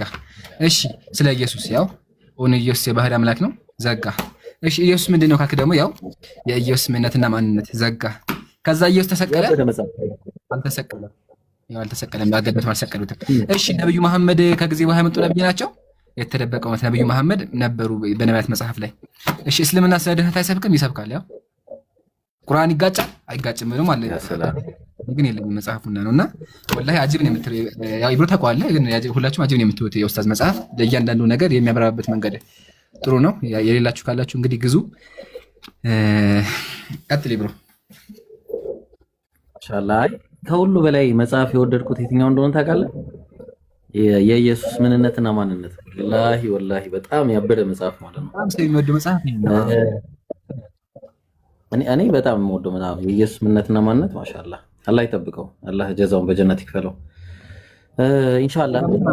ሰው ገብቷል ኢብሮ እንደት ያጠናው መጽሐፍ ነው ይሄ ነው። በጣም የወደድኩት መጽሐፍና በደንብ ያጠናሁት መጽሐፍ ቢኖር ይሄ መጽሐፍ ነው። በጣም መጽሐፍ ትልቅ ነው፣ ገራሚ ነው። ለሁሉም ናቸው ለኔ ግን እኔ ደግሞ ያኛውን እኔ ያኛውን ነው በጣም ወደው፣ ይሄም በጣም ወደዋለሁ። ግን ከሁሉ በላይ ደግሞ የወደድኩት ያኛውን ነው። እኔ የኢየሱስ ምንነትና ምንም የቀረ ነገር የለም። ምንም ይምሩ ኢየሱስ ካስከፋለ እዛ ላይ በጣም ደስ ይላል ወላሂ። ግን እንደ መሰለህ አሁን ቱ ቢሆንስ ይሄን እኔ አንድ ብቻ አንበብኩት፣ በደንብ ራሱ አላነበብኩትም። ይሄኛውን ግን ወላሂ በቃ በደንብ አድርጌ ቼክ እያደረኩኝ ኮሜንተሪ በቃ አይደለ በደንብ የምታነቡ መጽሐፍ ትኩረት እየሰጠን ምልክት እያደረኩኝ ያነበብኩት ይሄ ነውና ለዛም ይሆናል። ግን እውነትህን ነው፣ በደንብ ትኩረት ካደረክበት ብዙ ነገር ታገኝበታለህ። እያንዳንዱ ቃል ላይ በጣም ብዙ ነገሮች ስላሉ ማለት ነው። አዲሱ መጽሐፍ ደግሞ የመጨረሻ እሱን ነው እኔ እሱ እኮ አልደረሰኝም። ያው ታውቃለህ፣ ያው ምክንያቱም አልደረሰኝም። ላክልኝ እስቲ ኢብሮ። በጣም ደስ የሚል ኮመንት አንብቤ ነበር ቅድም። የእናንተን ንግግር ጨርሱ ብዬ ነው ስጠብቃቸው የነበረው። እኔ መጽሐፍ በጣም እወዳለሁ፣ ማንበብ ግን አልወድም አሉ። ለመንተራስ ነው ታዲያ? ወላሂ ኮመንት ላይ እኮ ነው። እኔ መጽሐፍ በጣም እወዳለሁ፣ ግን ማንበብ አልወድም። ለጌጥ ነው ተሸክሞ ለመዞር ነው። ለምን እንደሆነ ብታብራሩልን ደስ ይለኛል። ያው እኛም በዚያ ሲስተም እንጀምር ብዬ ነው፣ ማንበቡ ብቻ እንትን እንዳይልን። በነገራችን ላይ ጃሚዓ ላስጎበኛችሁ ነበር። የጃሚዓ ፍላጎቱ ያላችሁ ወንድሞች ሌላ ጊዜ ይሁን ኢንሻአላህ። አሁን ደርስ ላይ ሆናችሁ ስለሆነ ሌላ ጊዜ እስቲ ጊዜ ይዘን የሆነ መዝናኛ ሰዓት ቢኖረን ደስ ይለኛል። በሳምንት አንድ ቀን አራኔ ደስ ይለናል፣ ወላሂ ደስ ይለናል። ወላሂ የሆነ መዝናኛ ሰዓት ኖሮን አንዳንድ ቦታ የምንጎበኝበት ቀን ማለት ነው። እናንተም ያላችሁበት ሀገር ላይ የሆነ ቦታ ታስጎበኙናላችሁ። ሁሉም ሰው ያለበት ቦታ ላይ የሆነ ቦታ ያስጎበኛል። እኔ የማስጎበኘው በጣም ብዙ ነገር አለኝ ሳውዲ ስላለው ማለት ነው። እና እንዲህ እናድርግ እስቲ የሆነ ቀን ወስነን። ዛሬ ደግሞ ትምህርት ነው። ትምህርታችሁን ቀጥሉ። ባረከላሁ ፊኩም። ወያክ እኔ የማስበው ደግሞ ኡስታዝ መጎበኘቱም አንድ አለ እና ደግሞ በቃ ውይይት በቃ አለ ደግሞ ወንድሞች ፕሮግራም አዘጋጅተን በቃ ሐሳቦችን የንጽጽር ታሪካችንን የደርስ ታሪክ የአስቂ ነገሮች አለ አይደለ በቃ ይሄ የሚያቀራርብ ጀማ የሚፈጥር ያለ ውይይት ማለት ነው። ግን ችግሩ ምንድነው? አሁን ችግሩ ምንድነው? እንደዚያ ሆኖ ራሱ ኢምሩ ኢብራሂምና አቡኪ ጥቅስ ነው የምታመጡት እዚያ ጋር ራሱ ማለት ነው። አሁን የሚያስቸግረው እዚያ ጋር እንዴት አድርገን ከእናንተ ጋር መግባባት እንዳለብን ነው የሚከብደው ማለት ነው።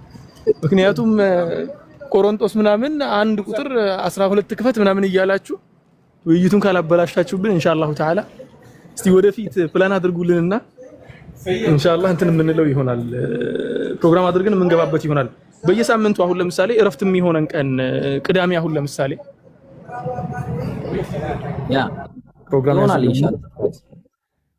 ኡስታዝ እንይዛለን፣ ሀቂቃ እንይዛለን። እኔ በጣም ደስ ይለኛል።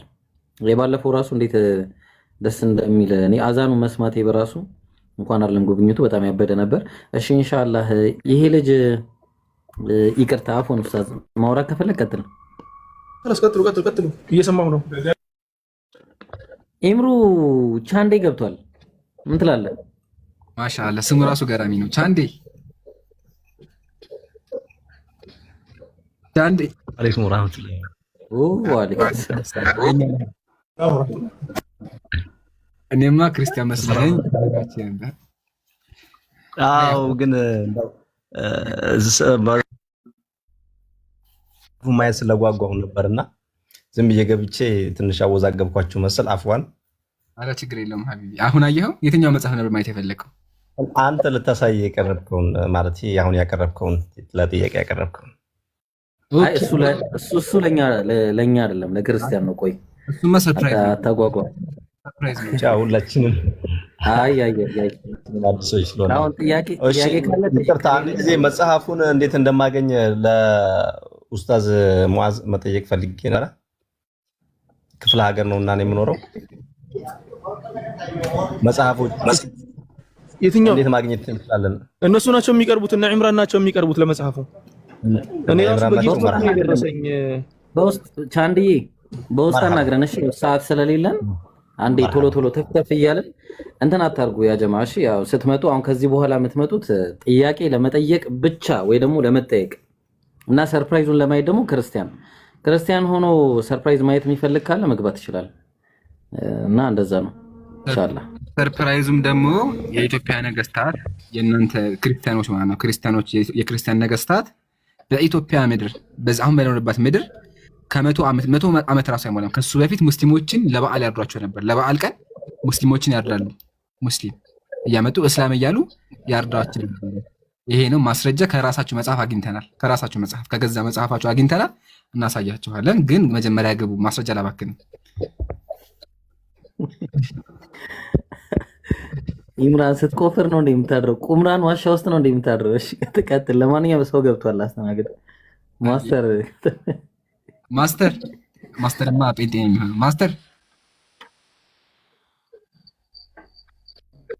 ወላሂ። ሰላም አለይኩም ወራህመቱላሂ ወበረካቱ። ወአለይኩም ሰላም ወራህመቱላሂ። ሶ ማስተር ይመን ፓስተር ብያምብ እና ይቅርታ። ጥያቄ አለ ሀቢቢ? ችግር የለውም። እንዴት ናችሁ? ጥያቄ ያለኝ ቀጥል። ምናልባት በዚህ ጉዳይ ማለቴ ሙስሊሞች ስለ ሙስሊሞች መታረድ እና መጎዳት እንደዚህ በተለይ ወሎ አካባቢ የነበረው በአፄ ዮሐንስ ዘመነ መንግስት ይመስለኛል። ማስተርዬ ቆይ ይቅርታ ያው አካሄድ ስለ እኔ ሀያ እንደዚህ አይነት ነገር ቆይ አንዴ ይቅርታ። እሺ ጥያቄ አለ እስልምና ላይ አይሰማም? ይሰማል። ጥያቄ አለ እስልምና ላይ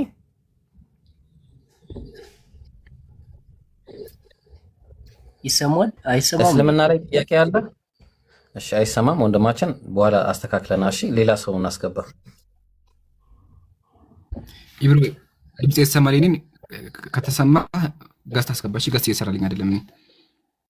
እሺ ሞዴሬተሮች እያስገባችሁ እሺ፣ ሰው እኔም አስገባለሁ ኢንሻአላህ። ኢብሮ ምናልባት ማን ነው አሁንም አንዳንድ ፈትዋ ጥያቄነት ንጽጽራዊ አያውቁም መሰለኝና ትንሽ በዚህም ጉዳይ ሂዱበት ለዩ ከመግባታችሁ በፊት ማለት ነው ኢንሻአላህ። ግን ሰላም አለይኩም አላልኩም። ሰላም አለይኩም ወራህመቱላሂ ወበረካቱ። ወአለይኩም ሰላም ወራህመቱላሂ ወበረካቱ። ኢምሮ በ10 ከቻልክ በ10 አድርገው። እሺ ነገሩ አልሰራ ብሎኛል ብላል። እሺ ሰው ጥያቄ ያለው ሰው መግባት ይችላል። አደራችሁን እየገባችሁ እንዴ የአንድ በቃ ሰው መማር የሚችልበትን እንትን አታባክኑብን። እሺ አጀማ። እሺ ቀጥል ኢምሩ። ቀጥል ኢብሮ። አንድ ኔትወርክ ላስታከስ ከዛው አንተ አውራ ኢንሻአላህ። እሺ ሰይፉላህ ሰላም አለይኩም። ወአለይኩም ሰላም ወራህመቱላሂ ወበረካቱ። ኢብራሂም እንዴት ነህ? ሰላም ናችሁ ሁላችሁም? እዚህ አልሐምዱሊላህ ረብል ዓለሚን ደህና ነን ሁላችንም። እሺ ይጋር ባለፈው የጠየቅኩት ጥያቄ ነበረ ታስታውስ ከሆነና ያን ጥያቄ ያው ወደ ሌላ ርዕስ ገብታችሁ በጊዜው አልመለስክልኝም ነበረ። ያ ምን ነበረ ጥያቄው? እስቲ አስታውሰኝና ኢንሻአላህ መልስላለሁ።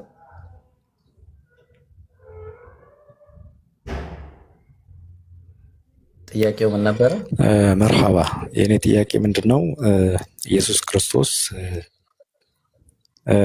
ክርስቶስ ወደ ምድር መጥቶ ተሰቅሎ ሞተ የሚለው ሐሳብ ላይ የተሰቀለውና የሞተው በማንኛው እንትን ነው? በክርስቲያኖች አስተሳሰብ ማለት ነው። በማንኛው ማለት በአምላካዊ ባህሪው ነው ወይስ በሰዋዊ ባህሪው ነው? ለምን ጥያቄዎች ስላሉ ነው የሚቀጥሉት። በሰዋዊ ባህሪ ከሆነ አምላክነቱ አልሞተም ማለት ነው። ስለዚህ አምላክ ሞተ የሚለው ነገር አያስኬድም። ሰዋዊ እንትን አምላካዊ ባህሪ ከሆነ ደግሞ የዛኔ ኢየሱስ ክርስቶስ በአምላካዊ ባህሪው ሲሞት ዓለም ላይ ምን አይነት ክስተት ማለት ምን አይነት ጉድለት ተፈጠረ? እሱ ባለመኖሩ ለሶስት ቀን እንደሚያስቡት ማለት ነው። በሶስት ቀን ውስጥ እሱ ባለመኖሩ አብና መንፈስ ቅዱስ ብቻ እሱ ባለመኖሩ ያልቻሉት ነገር አለ ወይ? ማድረግ ያልቻሉት የእሱ አለመኖር የጎዳቸው ነገር አለ ወይ? ወይም ያጡት ነገር አለ ወይ? ይህን ጠይቄህ ነበር። በዚህ ላይ ሀሳብ ካለ ብዬ።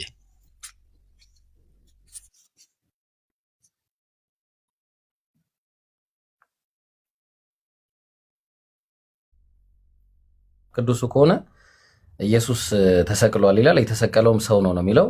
አምላክ ተሰቀለ የሚል ጥቅስ የለም፣ አንድም ጥቅስ የለም። ስለዚህ እሱ ነው በመጽሐፍ ቅዱስ ከሆነ። አይ የክርስትና አረዳድ ከሆነ ኢየሱስ በስጋው ተሰቀለ ነው የሚሉት። ይሄ ደግሞ ውሸት ነው፣ ሊሆን አይችልም። ተግባባ። ምክንያቱም የሞተው አምላክ ነው ተብሎ ከተባለ ያው የሞተው አምላክ ከሆነ አምላክ በስጋ ሞተ ምናምን ምናምን የሆነ የማይሆን ነገር ነው። አንተ ያልከው ነገር ነው የሚቀጥለው። ስለዚህ በእስልምና ከታየ ደግሞ ኢየሱስ አልሞተም፣ በባይብል ራሱ ማለት ነው። ሚውት ታደርጊያለሽ?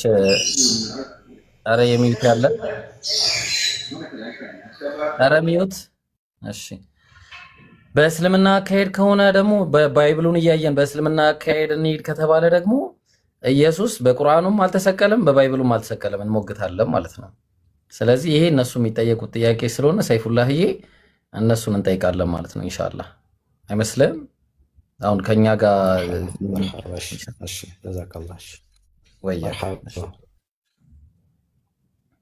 እሺ፣ ሌላ ጥያቄ ያለው ሰው አለ መግባት የሚፈልግ? ከሱ በፊት አካሄድ ላስተካክል። ያ ጀማ አካሄዳችን የተሳሳተ ነው ያለው። ማለትም ዛሬ ርዕሳችን ጠይቁን፣ እንጠይቃችሁ፣ እንወያይ ነው።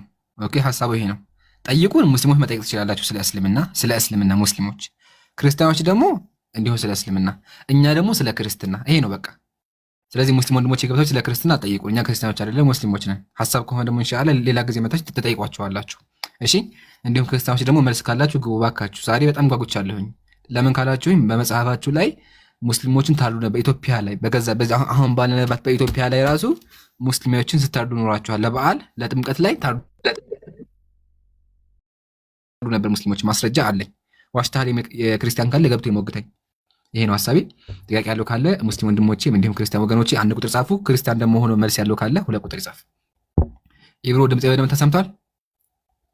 አዎ ድምጼ ይሰማል ኢንሻአላህ። ሰው ግን እያስገባችሁ ከዚህ በኋላ ከቻልክ በ10 ብታረገው 3 ሰው ብናስገባ ተራ በተራ እንድናወራ ኔትወርክ ከሰራል። ካልሆነ አሁን እኮ 10 ነው። 10 ነው እንዴ? ያው 4 8 የኔ ችግር ነው። ኢብሮ በቃ ላውጣው እንዴ? በቃ ደስ ያው አይመልሱትም። ላንሳውና በቃ ወደ ቀጣይ እንለፍ። ምን ይመስላል? ኢንሻአላህ በቃ እሺ፣ አውጣለን። አይደለም ሪከርድ እየተደረገ ስለሆነ አሁን ጀምር ሐሳቡን ንገራቸውና ያቀርባሉ ማስረጃ። ከዚህ በኋላ ያለው ማለት ነው። ሰላም አለይኩም መጀመርና እዛ ሪከርድ እናደርገዋለን ማለት ነው። ቀጥል። አሰላሙ አለይኩም ወራህመቱላሂ ወበረካቱ። ሙስሊም ወንድሞች እህቶች፣ ክርስቲያን ወገኖቻችን ለመሆኑ እስከ ዛሬ ድረስ ኢትዮጵያ ውስጥ ሲኖር ሙስሊሞችን ለዓመት በዓል እንደምታርዱ ስንቶቻችሁ ታውቃላችሁ? ክርስቲያኖች ስንቶቻችሁ የሙስሊሞችን አንገት እንደሚታረድ ማለትም ለዓመት በዓል እንደሚታረድ ስንቶቻችሁ ታውቃላችሁ? የሙስሊሞች አንገት እና ይሄንን ሊያሳየን ኢምራን በጣም ተዘጋጅቶ ቁጭ ብሎ ነው ያለው። እስቲ ኢምራን ትከፍትልን እባክህ። አው ኢብራሂም በትክክል ገልጸዋል። ክርስቲያን ወገኖቻችን በነገስታት ዘመን ኦርቶዶክስ ነገስታት በሚነግሱበት ዘመን ሙስሊሞችን ለበዓል ያርዱ ነበር። ማለትም ቤታቸው አልደረሱምና ለበዓል፣ ስለዚህ ሙስሊሞችን እያረዱ ይውሉ ነበረ። ይህን ደግሞ ያገኘሁት ከገዛ መጽሐፋቸው ነው። ማስረጃውን ላቅርብልህ። ተስማማን ኢብራሂም? መጽሐፉ ያው ዳግማዊ ምኒልክ ይባላል። መዝገበ ሃይማኖት። ምን አልከኝ ኢብራሂም? ወይ ኔትወርካችን ነው በቃ ይምሩ። አሁን የደረሰኝና ሌው ነው ያልኩ። ቀጥል አፎን። ችግር የለውም። ዳግማዊ ምኒልክ ነው መጽሐፉ። ይሄ መጽሐፍ ስለ ዳግማዊ ምኒልክ የሚያወራ መጽሐፍ ነው። የሚገኘው ደግሞ መዝገበ ሃይማኖት የኦርቶዶክስ መጽሐፍ ላይ ነው ማለት ነው። እንደዚህ ይላል፣ አንብብላችሁ። የሐረርጌ መያዝ የምስራቹ እንጦጦ በደረሰ ጊዜ፣ አዲስ አበባ በደረሰ ጊዜ የሐረርጌ መያዝ ድሉ መቼም የልደት ዕለት ነበርና የኢየሱስ ልደት ነበረ እና እቴጌ ጣይቱ እንዲህ ብለው ገጠሙ። የንጉሱ ሚስት ምን አሉ? የሚጋዘው ሰንጋ የተነዳው ሽህር ለልደት ባይደርስ እስላም አርደዋሉ የሸዋ ንጉስ አሉ። እደግመዋለሁኝ። ምን አሉ? የሚጓዘው ሰንጋ የተነዳው ሽህር ለልደት ባይደርሱ እስላም አርደዋሉ የሸዋው ንጉስ ይላል። እስላም አርደዋሉ የሸዋው ንጉስ ማን? ምኒልክ። እስላም አርደው። ስለዚህ ለበዓል አልደረሱም ነበር ቤታቸው፣ ለልደት አልደረሱም፣ ለኢየሱስ ልደት አልደረሱም ነበረ። የኢየሱስ ልደት ስላላከበሩ ምን ያደረጉ? እስላምን አርደዋሉ። እስላም አርደው። ምን ትላለህ?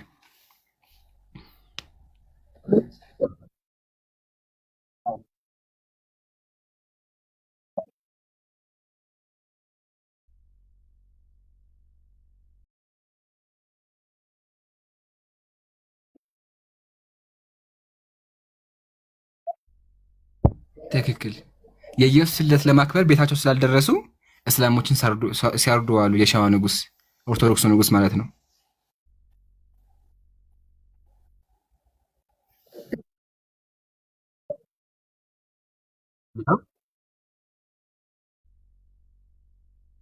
ያው ዳግማዊ ምኒልክ ምዕራፍ 7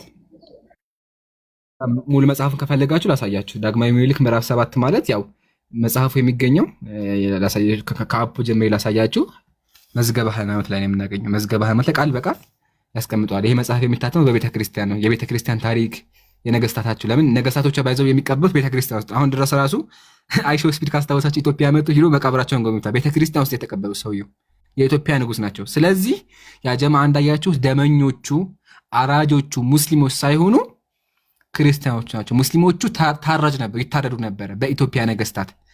ወሎ አይ ቲንክ ቦሩ ሜዳ መሰለኝ የሚባለው እዛ ላይ ራሱ ከ70 ሺህ ሙስሊም በላይ አርደዋል።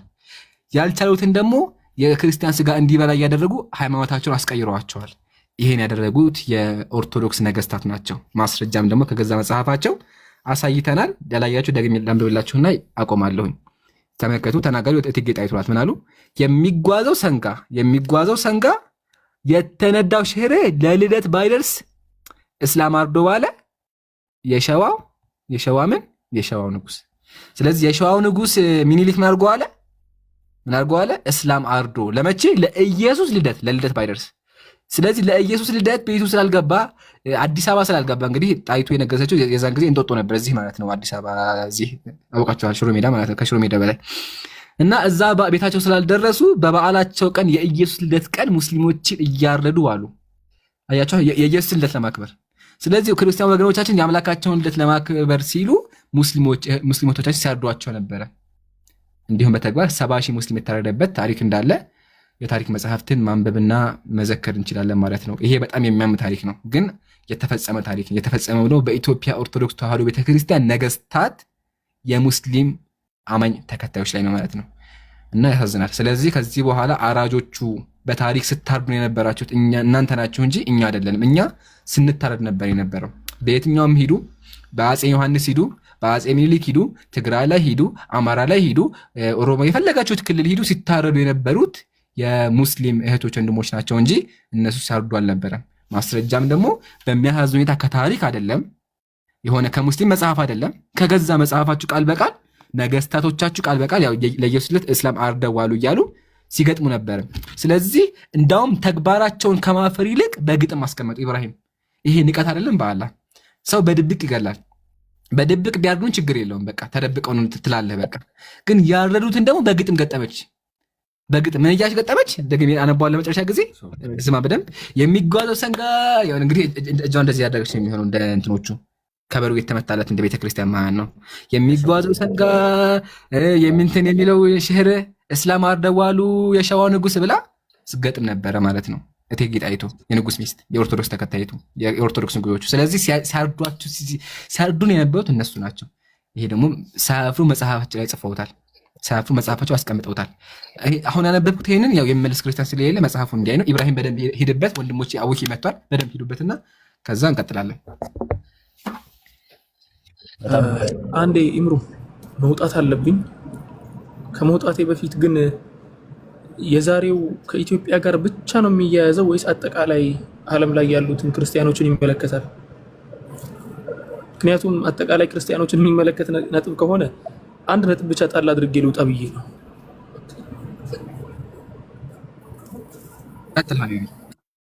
ይሄ የሚያወራው ስለ ኢትዮጵያ ነገስታት ነው፣ ግን የዓለሙ በደም ነው። መልካም፣ እሱንን ትቀጥላላችሁ፣ ችግር የለውም። በነገራችን ላይ ዓለማችን ላይ ያሉትን እስካሁን ድረስ የተከናወኑ ጂኖሳይድ የሚባሉትን ወይ ደግሞ የዘር ማጥፋት ዘመቻዎችን ተመልሳችሁ አብዛኞቹን ካነበባችሁ ያው ጸሐፊዎቹ በአብዛኛው የክርስትና እምነት ተከታዮች ስለሆኑ እስከዛሬ ድረስ ያሉትም በዘር ማጥፋት ወንጀልነት ሳይሆን የዘገቡት በሆነ በጀብድነት ነበር የዘገቡትና አንድ ጸሐፊ ነበር፣ ጉስታቭ ሉፖን ይባላል። ጉስታቭ ሉፖን በጣም ታዋቂ ጸሐፊ ነው። ሚዛናዊ የሚባል ነው፣ ክርስቲያን ነው እሱ። በጣም ሚዛናዊ የሚባል ጸሐፊ ነው። አረቢያን ሲቪላይዜሽን የሚል መጽሐፍ አለው። በዚያ መጽሐፉ ላይ ሪቻርድ ቀልብ አልአሰድ በመባል የሚታወቅ የክሩሴደስ ጦር ወይ ደግሞ የመስቀል ጦረኞች ለእግዚአብሔር ክብር እንዋጋለን ያሉ የመስቀል ጦረኞች በመጽሐፍ ቅዱስ የሚመሩት እነሱ ያደረጉትን ጦርነት ሲናገር ያንን ጦርነት ከነሱ ጋር ሄደው ካካሄዱ ቀሳውስቶች መካከል አንደኛው ቄስ እንዲህ ብሎ ዘግቧል ብሎ ሐታ ስሙ ራሱ ሲናገር ሮበርት የሚባል ቄስ ነበር ይሄን ነገር የዘገበው ብሎ አስቀመጠ መጽሐፉ ላይ ማለት ነው። ማን ይሄን ነገር ያስቀመጠው? ጉስታቭ ሉፖን ነው ይሄን ነገር ያስቀመጠው። መጽሐፉ ደግሞ አረቢያን ሲቪላይዜሽን ነው የሚለው። እዚያ ላይ ሲያስቀምጥ ምን ብሎ ነው ያስቀመጠው? መጽሐፉ ላይ ይሄ አሁን ሮበርት የሚባለው ቄስ የመስቀል ጦረኞች የሚል መጽሐፍ አለው 325ኛው ገጽ ላይ ነው ያስቀመጠው ይላል። ምን ብሎ ነው ያስቀመጠው? የኛ ማህበረሰብ ወይ ደግሞ የኛ ጦረኞች የመስቀል ጦረኞች የሚባሉት በመጽሐፍ ቅዱስ የሚመሩት የእግዚአብሔርን ክብር ለማስመለስ የሚሄዱ የነበሩት አለ። ማን ነው እንደሚለው? ቄሱ ነው። ምድሪቷን በአጠቃላይ ሲዞሯት ነበር አለ። የቁድስን ማለት ነው። ቁድስ ወይ ደግሞ ፈለስጢንን ምድር ሲዞሩ ነበር። በጦርነቱ ሰዓት ላይ ሜዳዋን እንዳለ ከበው በመሃሏም ሲመላለሱ ነበር አለ። ያ ብቻ አይደለም። የሰዎቹ የዚያ ሀገር ነዋሪ ቤቶች ላይ ወጥተው ቤቱ ላይ ቆመው ወደ ታች ሰዎችን ይመለከቱና የተረፈ ሰው ካለ በህይወት የተረፈ ሰው ካለ ከዚያ ቤት ላይ ወርደው ወይ ደግሞ ሰው አዘው ብጥስጥሳቸው እንዲወጣ ያዛሉም ራሳቸውም ይገድሉ ይጨፈጭፉ ነበር ብለው አስቀመጠ። ይሄን የሚያደርጉት እነማን ናቸው? የመስቀል ጦረኞች ናቸው። በዚሁ አጋጣሚ ብዙ ሙስሊሞች የማይገባቸው ወይ ደግሞ የረሱት አንድ ነጥብ አለ። እሱ ምንድነው? የመስቀል ጦርነት የሚባለው ወይ ደግሞ ክሩሴደስ ዋር የሚባለው አብዛኛው ሰው ያለፈ ታሪክ ይመስለዋል፣ የተረሳ ታሪክ ይመስለዋል። ትራምፕ የሚባለው አሁን ዶናልድ ትራምፕ ማለት ነው አሁን ላይ ለማካሄድ እያሰበ ያለ ያንን ሌጋሲ ለማስመለስ ነው። የመስቀል ጦረኞችን ሌጋሲ ለማስመለስ ነው አሁን ላይ እየለፋ ያለው። ያ ብቻ አይደለም። ዋይት ሱፕሪማሲስት የሚባሉት የነጭ ዋልታ ረገጥ የሚባሉት እየፈለጉ ያሉት የመስቀል ጦር መመለስ አለበት የሚል እሳቤ ነው ያላቸው።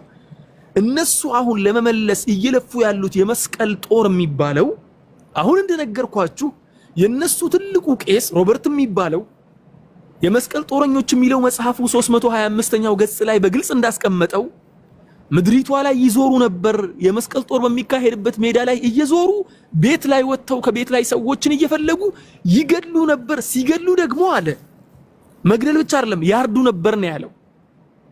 ብሄር ያደርጉ ነበር ማለትም አንገታቸውን ቀንጥሰው ይጥሉ ነበር። እነማንን ሲባል አንደኛ ህፃናቶችን ነው ያለው። ሁለተኛ ነገር ደግሞ አዛውንቶችን፣ ሴቶችን ምንም ፍጥረት እንዳይቀር አድርገው ይገድሉ ነበር። የሚገርመው ነገር አለ እነሱ መግደልን ብቻ ሳይሆን መቆራረጥንም በተካኑበት መልኩ ማለትም በጣም እንትን በሆነ መልኩ ስፔሻላይዝ እንዳደረገ ሰው ቆራርጠው ይጥሉ ነበር ሰዎችን፣ መግደል ብቻ ሳይሆን ሹፍ ይሄን ሁላ ካደረጉ በኋላ አለ አይደለም እዚያ አካባቢ የነበረ ሙስሊም ሊቀር አይሁዶችን አላስቀሩም። ሙስሊም ብቻ ሳይሆን አይሁዶችንም አላስቀሩም። የሚገርማችሁ ነገር ሴቶችን ሲመለከቱ አለ ሴቶችን ሲያዩ እርጉዝም ይሁን ኖርማል ሴቶችን ሲያዩ ሆዳቸውን ይተረትሩ ነበር። ለምን? ወርቅ ውጠው ሊሆን ይችላል በሚል ተግባባን። ወርቅ ውጠው ሊሆን ይችላል። ወርቅ ውጠው ከሆነ ሆዳቸው ውስጥ ያለውን ወርቅ ካልተረተር ነው አናገኝም በሚል ሆዳቸውን ተርትረው ወርቁን ለማውጣት ይጥሩ ነበር። ይሄን ያክል አረመኔ፣ ጨካኝ፣ ዘግናኝ ተግባራቸው ምግባራቸው ያደረጉ ሰዎች በመጽሐፍ ቅዱስ እየተመሩ በመጽሐፍ ቅዱስ እየታገዙ ነው። ይሄን ነገርም ሲጽፉ እኮ መቼም ያው መንፈስ ቅዱስ ባይነግራቸው ኖሮ ቄስ ሮበርት ባልጻፉ ነበር ይሄን ነገር። መንፈስ ቅዱስ ነግሯቸው ነው ይሄን ነገር የጻፉትም። ምክንያቱም ይሄን ነገር ለቀጣዩ ትውልድ ማስተላለፍ ስለፈለጉና ቀጣዩ ትውልድ በዚህ ላይ እንዲያድግ ስለፈለጉ ነው ይሄን ነገር ያስተላለፉት። በነገራችን ላይ ይሄን ነገር የሚመስል በጣም ብዙ ታሪኮችን ጉስታቭ ሉፖን ራሱ በዚያው መጽሐፉ አረቢያን ሲቪላይዜሽን የሚለው መጽሐፉ ላይ በደንብ አድርጎ በብዛት አስቀምጦታል። እንዲህ ያሉት ታሪኮች ማለት ነው። ያስቀምጥ ደግሞ ከራሱ የፈጠረው ወይ ደግሞ ከነንትና ያመጣው ሳይሆን ያንን ዘመቻ ከነሱ ጋር የዘመቱ ቀሳውስቶችን እየጠቀሰ ስማቸውን ከነመጽሐፋቸው በደንብ አድርጎ ሪፈር እያደረገ የጻፈው መጽሐፍ ነው። መጽሐፉን ብታነቡ ትጠቀሙበታላችሁ። ዓለማችን ካስተናገደቻቸው ሃይማኖቶች ይሄን ነገር ሙአዝ ነዚፍ ነው የተናገረው። ጻፉ በደንብ አድርጋችሁ። ዓለማችን ላይ ከፈጣሪ ዘንድ ተልከናል ብለው ከመጡ ሃይማኖቶች እንደ ክርስትና የሰው ልጅ የጨፈጨፈ እንደ ክርስትና በዘግናኝ መልኩ የሰው ልጅ ያጠፋ አንዳችም ሃይማኖት የለም። አይሁድ ያን ያክል አላጠፋም። ሌሎች ሃይማኖቶች ያው ፓጋኖች ናቸው አብዛኞቹ። አይሁዶች ደግሞ ያን ያክል አላጠፉም። ወደ ኢስላም ስንመለስ ደግሞ ኢስላም ነብያችን ሰለላሁ ዐለይሂ ወሰለም በነበሩበት የህይወት ዘመናቸው እንኳን ተመልሰን ትላልቅ ገዝዋዎች እንኳን ሲደረጉ ካየን በደል ደርሶባቸው እንኳን ራሳቸውን ለመከላከል ከ700 ያልበዙ ሰዎች ናቸው በ27 ጦርነት ላይ የሞቱት። ያ ብቻ አይደለም። በነገራችን ላይ የኢስላምን ታሪክ ከላይ እስከ ታች ድረስ ብታገላብጡ ኦኬ ልጨርስ።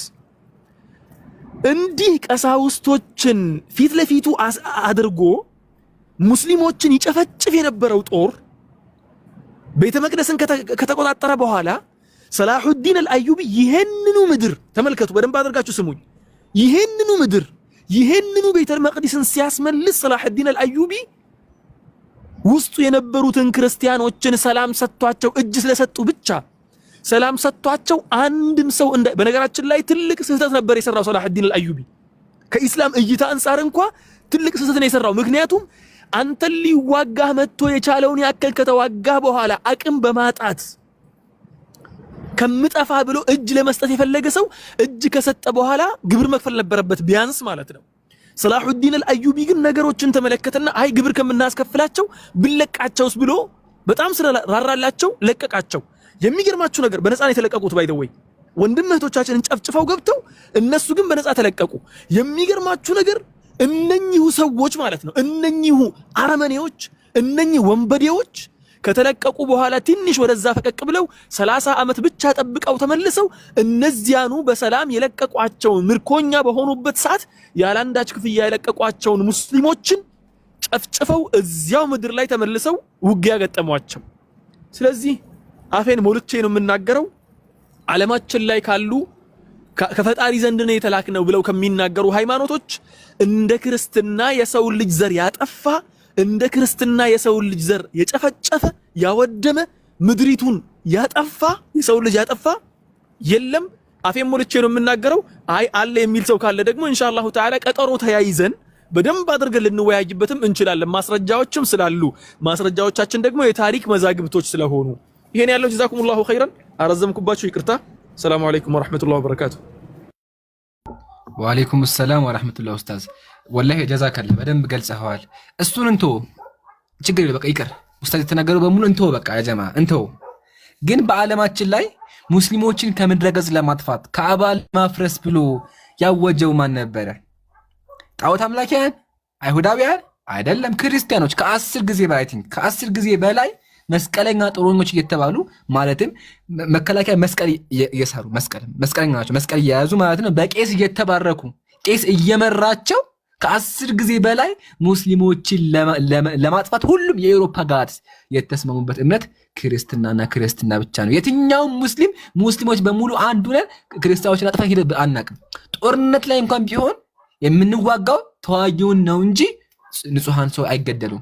ነብዩ ምናው ላ ተቅተሉ ሸይኸን ከቢራ ወላ ጠፍላ ወላ ምራ፣ ሴትን አትግደሉ፣ ህፃናትን አትግደሉ፣ ወላ ሐታ ተዋጊው ራሱ ሰይፉን ከጣለ ይማረካል፣ አይገደልም። አያቸው ይሄ ነው እስልምና። ግን በክርስትና ንጹሃን ተዋጊዎች ሳይሆኑ ንጹሃን ሰዎች ራሱ የታረዱበት እምነት ነው።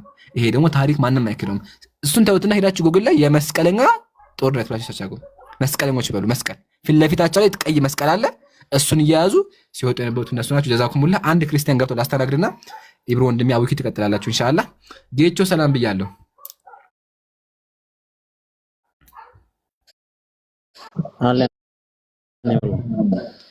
ከየት ቤተ እምነት ነው ወገኔ? አታውቀኝም እስከዛሬ? አይ እዚህ ጋርም እምነት ስጠይቃችሁ ያ ጊዜ ከስር የምታዳምጡ ክርስቲያኖች ካላችሁ ከስር ያሉ ሰዎች ምን እንደሆናችሁ እንደቆም ፕሮቴስታንት ነው። ፕሮቴስታንት እሺ። በኢትዮጵያ አንተን አይመለከትህም መጽሐፉ፣ ግን ቢሆንም አንተም ኢትዮጵያዊ ስለሆንክ በኢትዮጵያ መጽሐፍት ላይ ኢትዮጵያ የነገሱ ነገስታት እነማን ነበሩ? ከደርግና ከኃይለ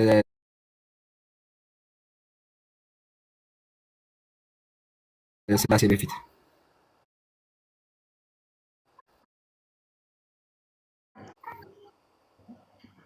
ኃይለ ሥላሴ በፊት ኢያሱ ነው። ኢያሱ ቴዎድሮስ ከነሱ በፊት እነ ሚኒሊክ አይደለ? ሚኒሊክ። እሺ ሙስሊሞችን ያርዱ ነበር ወይስ አያርዱ? ሂስቶሪካሊ እንደዛ አለ እንዴ? ሂስቶሪካሊ ያለ አይመስለኝም። እሺ ላሳይህ። ይሄ መጽሐፍ ይታያል? ይታየኛል። ይሄ መጽሐፍ ዳግማዊ ሚኒሊክ ይባላል። አፈወርቅ ገብረ ኢየሱስ ዘብሔረ ጽጌ ዳግማዊ ሚኒሊክ ንጉሠ ነገሥት ዘኢትዮጵያ ናቸው። ዳግማዊ ሚኒሊክ ማለት ነው። ስማቸው ማን ነው? ገብረ ኢየሱስ ነው ስማቸው። ዘጌ ዘብሔረ ዘጌ ዳግማዊ ሚኒሊክ ንጉሠ ነገሥት ዘኢትዮጵያ ናቸው። ስማቸው ራሱ ምንድነው? ሚኒሊክ ማለት እግዚአብሔር ሚኒሊክ ይሁን ማለት ነው። እግዚአብሔር ሚኒሊክ፣ እግዚአብሔር ላኪው እግዚአብሔር ነው። ስለዚህ የእግዚአብሔር ስማቸው ራሱ ሚኒሊክ እንደሆነ የኢትዮጵያ ንጉሥ እንደሆነ ተመከተልኝ። ስማቸው ራሱ ገብረ ኢየሱስ ነው። ተስማማን? ሚኒሊክ እምነታቸው ኦርቶዶክስ ነበር። ኦርቶዶክስ ነው። እሺ ዳግማዊ ሚኒሊክ ምዕራፍ 7 ተመልከት። እንደዚህ ይላል። የሐረርጌ መያዝ የምስራቹ እንጦጦ በደረሰ ጊዜ ድሉ መቼም የልደት ዕለት ነበርና አለ። ሐረርጌ ስትወርቅ ማለት ነው። ድሉ የልደት ቀን ነበረ፣ ማለትም ኢየሱስ የተወለደበት ቀን ነበረ። አይ ቲንክ ገና ነበረ፣ ቀኑ ገና ነበረ። ከዛ በኋላ ነበርና እቴጌ ጣይቱ እንዲህ ብላ ገጠመች አለ። እንግዲህ ሚኒሊክ ወደ አዲስ አበባ አልደረሰም፣ ገባ እየተዋጋ አልገባም አዲስ አበባ። ከዛ ደስ አላት ንግስቲቱ። እቴጌ ጣይቱ እንዲህ አለች፣ ደስ አላት። ምን አለች?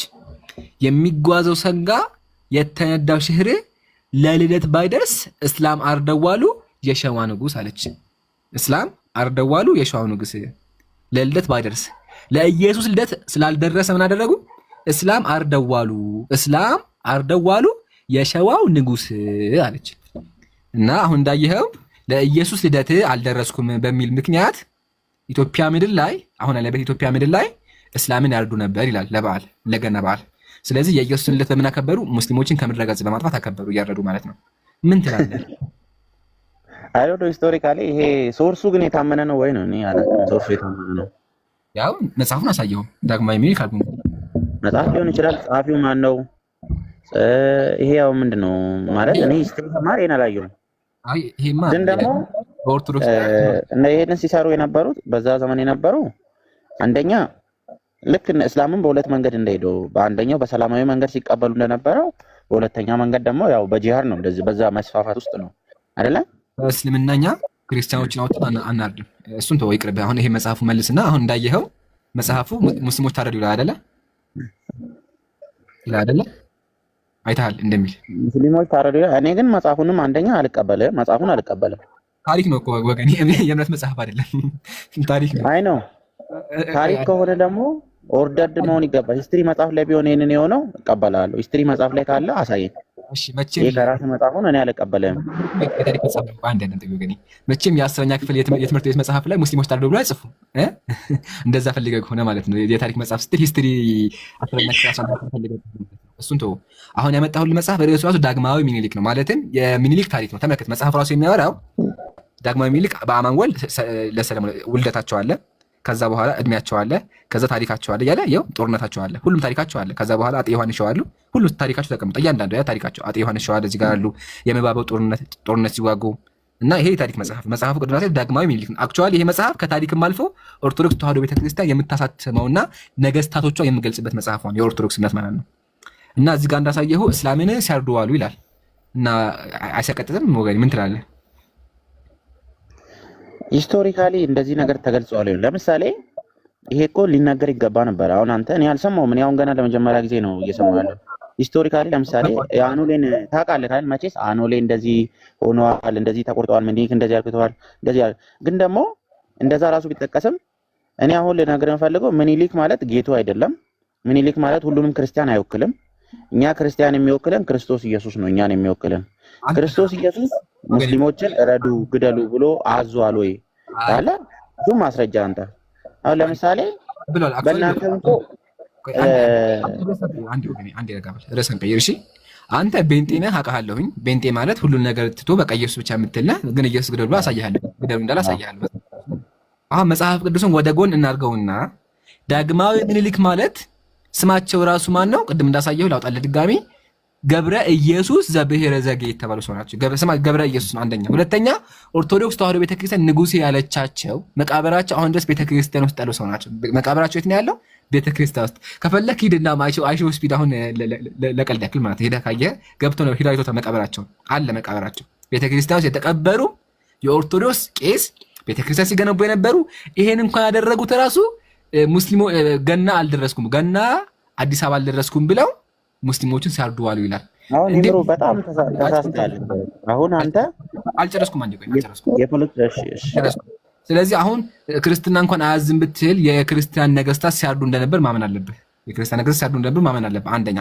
ሁለተኛ ታሪክ ላይ ደግሞ እኮ አይተህ ከሆነ የሚያረጉት ታሪክ ጸሐፊዎቹ ራሳቸው ክርስቲያኖች ስለሆኑ ሙስሊሞችን አራጅ ገዳይ አድርገው ሙስሊሞች እንደተገደሉ አይጽፉም። እሱን ካልክማ ኢትዮጵያ ወሎ ላይ ስሙ አንዴ ቆይ ወሎ ላይ ማን ነበር ስሙ? ኮሜንት ላይ ጻፉልኝ። ቦሩ ነው እንትና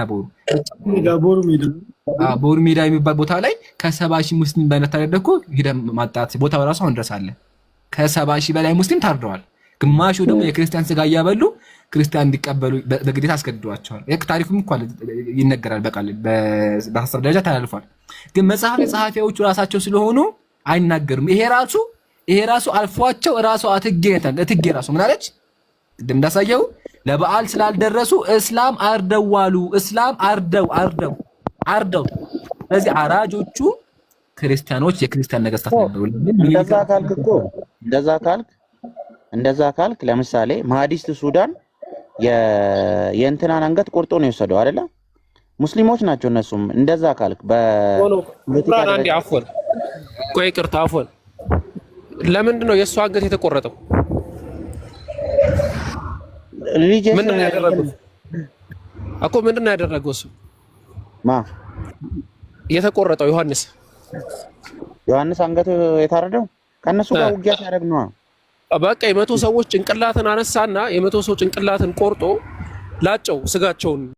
ከዛ ቆሞበት ይሳለቅ ነበረ። መተው አንገቱን ቆርጠው ይዘውለት ሄዱ። ታዲያ ይኸው የሚገናኝ ነገር አይደለም። አሁን ኢምራን የሚጠይቅህ ቆይ ጌቾ ኢምራን የሚጠይቅህ ይሄ መጽሐፍ የልጅ ኢያሱ የታሪክ መጽሐፍ ላይ ኢትዮጵያ ከአጼ ሚኒሊክ ከልጅ ኢያሱ እስከ ከአጼ ሚኒሊክ ከዮሐንስ ጀምሮ ባለው ታሪክ ላይ ዶክተር ላጲሶም እንዳስቀመጡት እንዲሁም ሌሎች የታሪክ መጽሐፍቶች ላይ የሚገኝ ታሪክ ነው። ስለዚህ አሁን ያን ከዛ ጋር አይገናኝም። ያ ጦርነት ነው። ይሄ መቶ ጭንቅላት ቆረጠ፣ እነዚህ የሱን ጭንቅላት ቆርጠው ወሰዱት። ያም ሲያንሰው ነው ሀቂቀተን ማለት ነው። ታሪኩን ብታነቡት የሱን ማለት ነው። አሁን ግን ኢምራን ያነሳው ኮር ፖይንት ነው፣ ውጊያ አይደለም። ለምንድን ነው እኔ በዓል ያልደረስኩት ተብሎ እንደ መዝናኛ ደም መራጫ ተደርጎ ተገሏል። ሚኒሊክ ደግሞ ዝም ብሎ ነው እንዳትል ነው ወይ የሰለሞኒክ ዳይናስቲ አስቀጣይ ነው። ሰለሞኒክ ዳይናስቲ ሀሳቡ ከአንደኛ ነገሥት ጋር የሚገናኝ ነው። በመጽሐፍ ደረጃ ራሱ ያለ ነው። ትርጓሜዎች ላይ ምናምን የተለያየ ነገር ላይ የምታገኘው ነው። ስለዚህ እዛ ላይ ትኩረት አድርጌ እንትን ሆኜ የገባሁትም የማይገናኝ ታሪክ ስለሆነ ነው። ከዛ አንጻር ነው። ሶሪ ይምራን ጀማ ተመከቱ መጽሐፉ ምን እንደሚል ምኒልክ ማለት ምን ይልክ የሆነ እግዚአብሔር ማለት ነው። እግዚአብሔር ይኸው ምኒልክ ላከ። እግዚአብሔር ይኸው ምኒልክ ላከ። ሰምታችሁኛል? በተራ እግዚአብሔር ይኸው ማን ላከ? ምኒልክ ላከ። አዑዙ ቢላሂ ሚነ ሸይጣን ረጂም። አቡኪ ጀዛከላ አስታውሰኛል። ያው አይታል አቡኪ እግዚአብሔር ይኸው። ስለዚህ እግዚአብሔር ምኒልክ የላከው ራሱ ማን ነው? እግዚአብሔር ነው የላከው። ይሄ ደግሞ በኦርቶዶክስ እምነት ነው። ይሄ የኦርቶዶክስ መጽሐፍ ነው፣ የታሪካቸው መጽሐፍ ነው ኦርቶዶክስ። ስለዚህ እግዚአብሔር የላከው አካል ነው። ሙስሊሞችን ለኢየሱስ ልደት አልደረስኩም፣ ሻማ አላበራሁም፣ ልደቱን አላከበርኩም ብሎ የአንድ ሰው ልደት ስላልተከበረ ተናዶ እስላሞችን ሲያርደዋለው። ምን ይላል መሰለህ ይምሩ ኦሪገን አውሳቢየስ ማለት ነው በመጽሐፋቸው ላይ የቸርች ሂስትሪ ታሪክን ሲጽፉ ማቴዎስ ወንጌልን ለመስበክ ኢትዮጵያ መጥቷል። ይሄን ታሪክ ታውቃላችሁ። ማቴዎስ ወንጌልን ለመስበክ ኢትዮጵያ መጥቷል እና ያንን ታሪክ የኢትዮጵያ ጸሐፊያን የሰብቲጀንት ተርጓሜና የሱን ታሪክ ማይስትሪ ሲያደርጉትና ከምኒልክ መወለድ ጋር ይቀላቅሉታል። በዚህ ወንጌልን ለመስበክ ማቴዎስ መምጣቱ ምናምን ከምኒልክ መወለድ ጋር እንትን ይሉታል። ቀላል ሰው አይደለም፣ ተራ ሰው አይደለም፣ ይድር ምናምን የምትለው አይነት ሰው አይደለም። ለምሳሌ አንድ ክርስቲያን መጥቶ ቢገድል ኦኬ፣ ይሄ እኮ በጣም ወሳኝ ሰው ነው። ምኒልክ ማለት እንዴ ምን ሆነ ነው?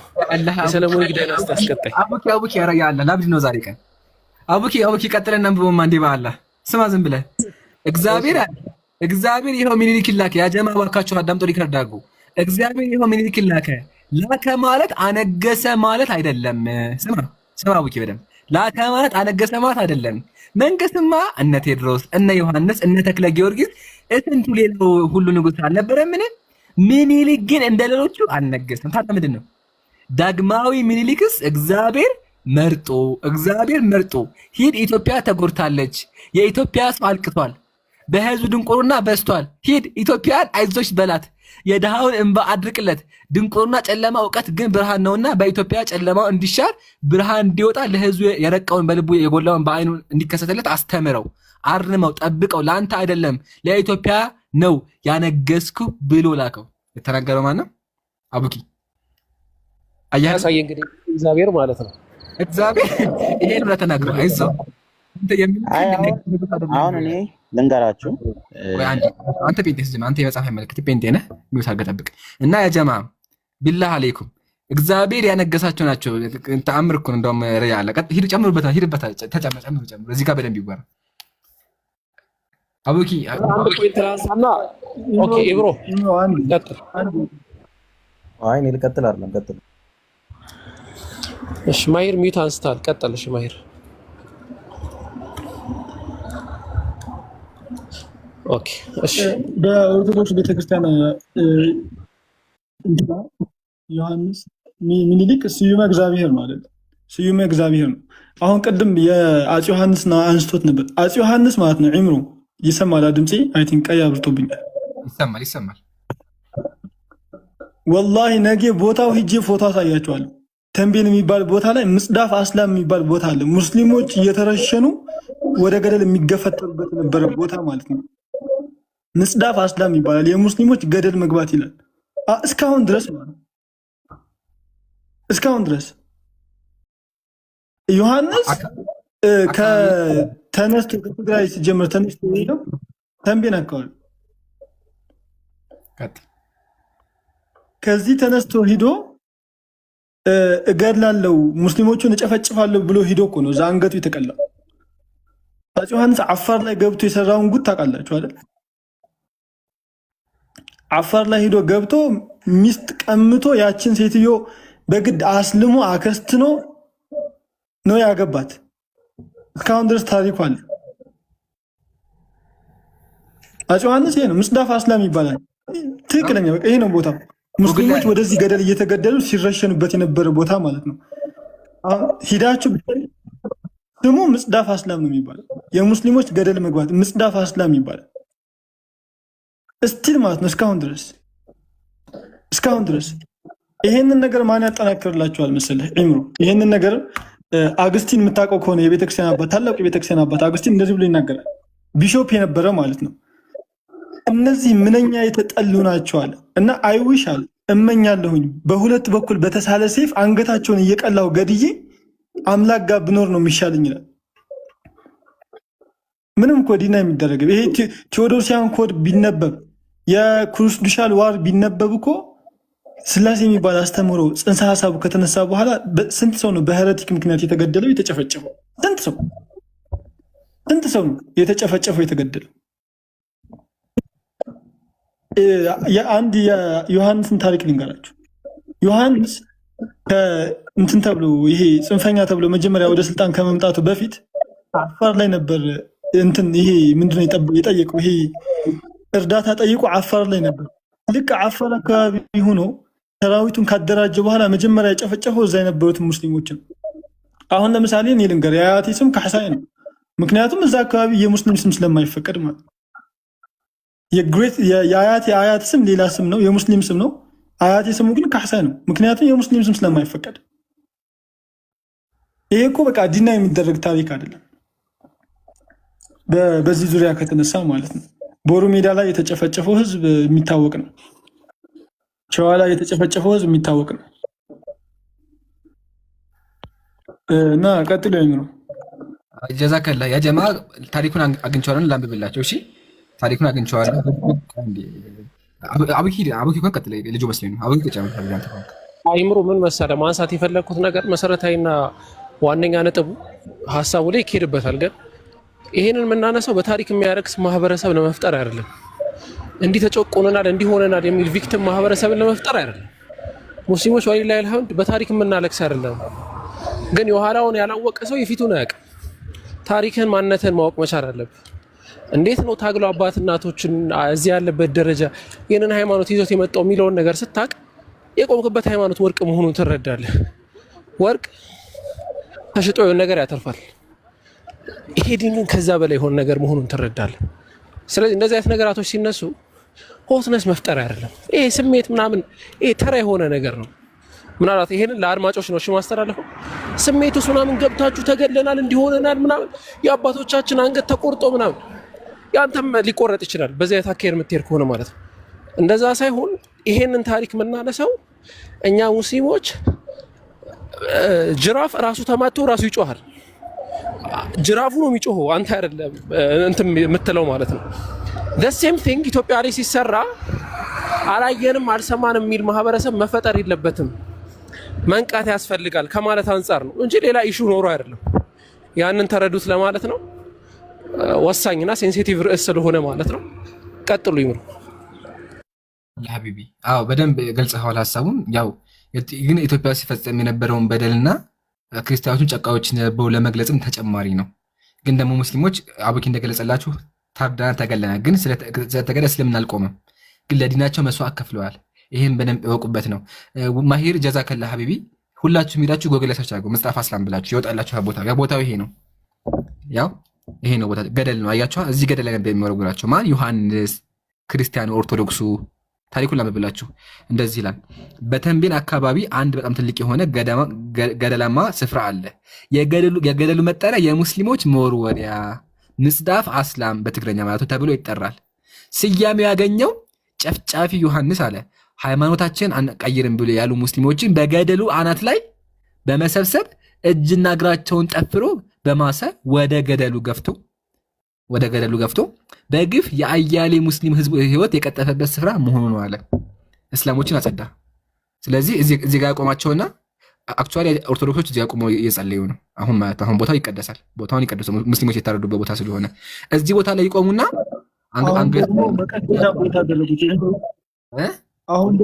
አሁን ደግሞ ቅዳሴ ይደረግበታል። ዮሐንስ ይመሰገንበታል። የዮሐንስ ዝማሬ አላፊ ይደረግበታል። እዚህ ቦታ ላይ ቦታው ያቸው ኦርቶዶክሶቹ ነጠላቸውን ለብሰው ቆመዋል እዛ ቦታ ላይ። ግን እዚህ ቦታ ላይ ንጉሳቸው ኦርቶዶክስ ንጉስ የሚከተሉት እዚህ ጋር ያቆሙ እግራቸውን ያሰረ ሙስሊሞችን ክርስቲያን ይባላሉ፣ የማይሆኑ ከሆኑ ይገፈታሉ ለዲናቸው ብለው። ከዛ ቦታው ምን ተባለ? የሙስሊሞች ማስጃ፣ የሙስሊሞች የተጨፈጨፉ ቦታ ተባለና ይሄ ታሪክ የቅርብ ታሪክ ነው። ስለዚህ ጨፍጫፊዎቹ እናንተ ነበራችሁ ነው። እና ደግሞ የሚገርመው መጨፍጨፋቸው ብቻ ሳይሆን በግጥም መልክ እኔ በጣም ያናደደችኝ እቺ እንትና ናት። ሶሪ ማን ነበር ስማቸው? ማን ነበር ንገሩኝ። ገጣሚዋ ማን ናት? ጣይቱ ናት። ጣይቱ እቴጌ ጣይቱ። አብኪዶ በአላህ ቢላህ አለይኩም ስሙትማ። ሰው ገሎ እኮ ይደብቃል። ሰው የሰራውን ኃጢአት አይናገርም። ግን እሷ ምን አለች? እቴጌ ጣይቱ እንዲህ ብለው ገጠሙ። የሚጓዘው ሰንጋ የተነዳው ሽር ለልደት ባይደርስ እስላም አርደዋሉ የሸዋው ንጉስ አለች። እስላም አርደዋሉ ለበዓሉ ቀን ማለት ነው። እሺ በድሮ የኢትዮጵያ ክሮኒክል ላይ እንደዚህ የሚገኙ ከዘመነ ከኢያሱ ዘመን ከዛም በፊት በነበሩ ክሮኒክሎች ላይ የተለመደ ነገር አለ። ጠላት ላይ ስትሳለቅበት ግጥም ነው የምትገጥምበት። ኢትዮጵያኖች ግጥም ምናምን የምንለው ነገር ጠላት ላይ መሳለቂያ እንትን ነው። አሁን ተመልክተህ ከሆነ አንተ አሁን ቤተ ኖ ሆነ ቢላ አንድ የሆነ አበበ የሚባል ሰው ቤተሰቡ ቢገደልበትና እዛ ጋር ቀልድህበት ግጥም ገጥመህበት ብትሄድ በጣም ያማል። አሁን የደስቴም ሲንግ ነው ተገጠመ ማለት ነው። ስለ ጀብድነታቸው ተገጠመባቸው በታረዱ ሰዎች። ይሄ መጽሐፍ አንቀበልም እንዳትል ታሪክ ነው የጻፈው። አይ ታሪኩም ዝም ብሎ ነው እንዳትል ይሄ አንድ ቦታ አይደለም። እኔ አሁን መንገድ ላይ ስለሆንኩኝ ነው። መጽሐፍቶች አሉኝ፣ የታሪክ መጽሐፍቶች የኢትዮጵያ ማለት ነው። እዛ ላይ አሉ በጣም ብዙ መጽሐፍቶች ላይ የኢትዮጵያ ታሪክ የሚል መጽሐፍ አለ። የላጲሶ አለ በቅርብ የሞተው የሳቸው አለ። ሌሎችም የታሪክ መጽሐፍቶች አሉ። አንቀበልም እንዳትል የሚካድ ሀቅ አይደለም። ስለዚህ ዛሬ መልስ ሰጡን ነው። አይ ቲንክ ዛሬ ወገኖችን የበላ እንትን አልጮህ ብሏል። አልገባም አይደለ? ቅድም ረዥም ሰዓት ስጠብቁ ነበረ። ሰው ይመጣል መሰለኝ ከቅድም ጀምሮ የመጣውም ደግሞ ጌቾ ነው። ጌቾም ቤንጤ ነው። አልቀበልም ብሏል መጽሐፉን። ያው ቢሆንም ግን ታሪኩን አሳይተነዋል። እንደ ታሪክ ያየዋል። ያው እሱን አይመለከተውም። ይሄ የኦርቶዶክስ መጽሐፍ ነው፣ ታሪክም ቢሆን ማለት ነው። ኢብሮ የሚጨመር ካለ ሀቢቢ ጨምርበት እና ባይዘ ኢብሮ ካስታወስክ ማለት ትናንትና ስናወራ አይ ቲንክ ከትናንት ወዲያ መሰለኝ ግድያ ርዕስ እንይዛለን። አዎ እንይዛለን ብለን ነበር። ያው ዛሬ ሳላስብ አነሳሁት። ስለዚህ ምን እናደርጋለን መሰለህ ኢብሮ ሀቢቢ፣ የሆነ ቀን በደንብ ፕሮግራም ተሰርቶ እንደዚህ መጽሐፎችን በደንብ አዘጋጅተን ፈልግ ገዝተን ቢሆን አምጥተን የምናወራበት የኢትዮጵያ ታሪክን በመጽሐፍ ቅዱስም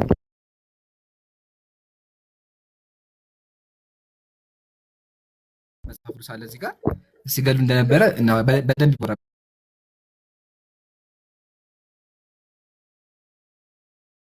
አቡኪ ተዘጋጅ በደንብ ሀቢቢ መጽሐፎች አለ። እሺ ብሎ ጥሩ ሀሳብ ነው። ኢንሻአላህ አዎ በጣም አሪፍ ሀሳብ ነው። ኢንሻአላህ እና እኔ እንኳን አሁን ኢምሩዬ በዚህ ላይ የምሰጠው ምንም ማስተያየት የለኝም። ኦብቪየስሊ ያየናቸው ነገሮች ናቸው። እኔ ግን በጣም አስደንግጦኛል። ሀቂቀተን ኡስታዝን አየሁት ልበልከታች ኢምሩ እና በጣም አስደንግጦኛል የታየው ነገር። መጽሐፍቶቹ በጣም የሚያስደነግጡ ናቸው እና ሙስሊሞችን ገደል መወርወር፣ ማረድ ምናምን በ10 አላረኩም። እሺ ኢምሩ 10 አላረኩም በእርግጠኝነት 9 ላይ ነው ያለው። 1 2 3 አንድ ሰው የለም። ከአቡኪ በታች አንድ ሰው ያስገባል። ኦኬ እሺ፣ እኔ ጋር ጨለማ ነው እሱ ቦታ። አዎ ለዛ እኮ ነው የምልህ በ10 ማድረግ ይቻላል። የአቡኪን ቦታ አይ ቲንክ ኡስታዝን አይቼው እኮ ነው አሁን ታች። እሺ ምናልባት ካላየኸው አላወኩም። እሺ እንደዚህ አይደለም ኢምሩ፣ እንደዚህ ነው። አይ አሁን አግኝቼው ልሞክረው ብዬ ነው።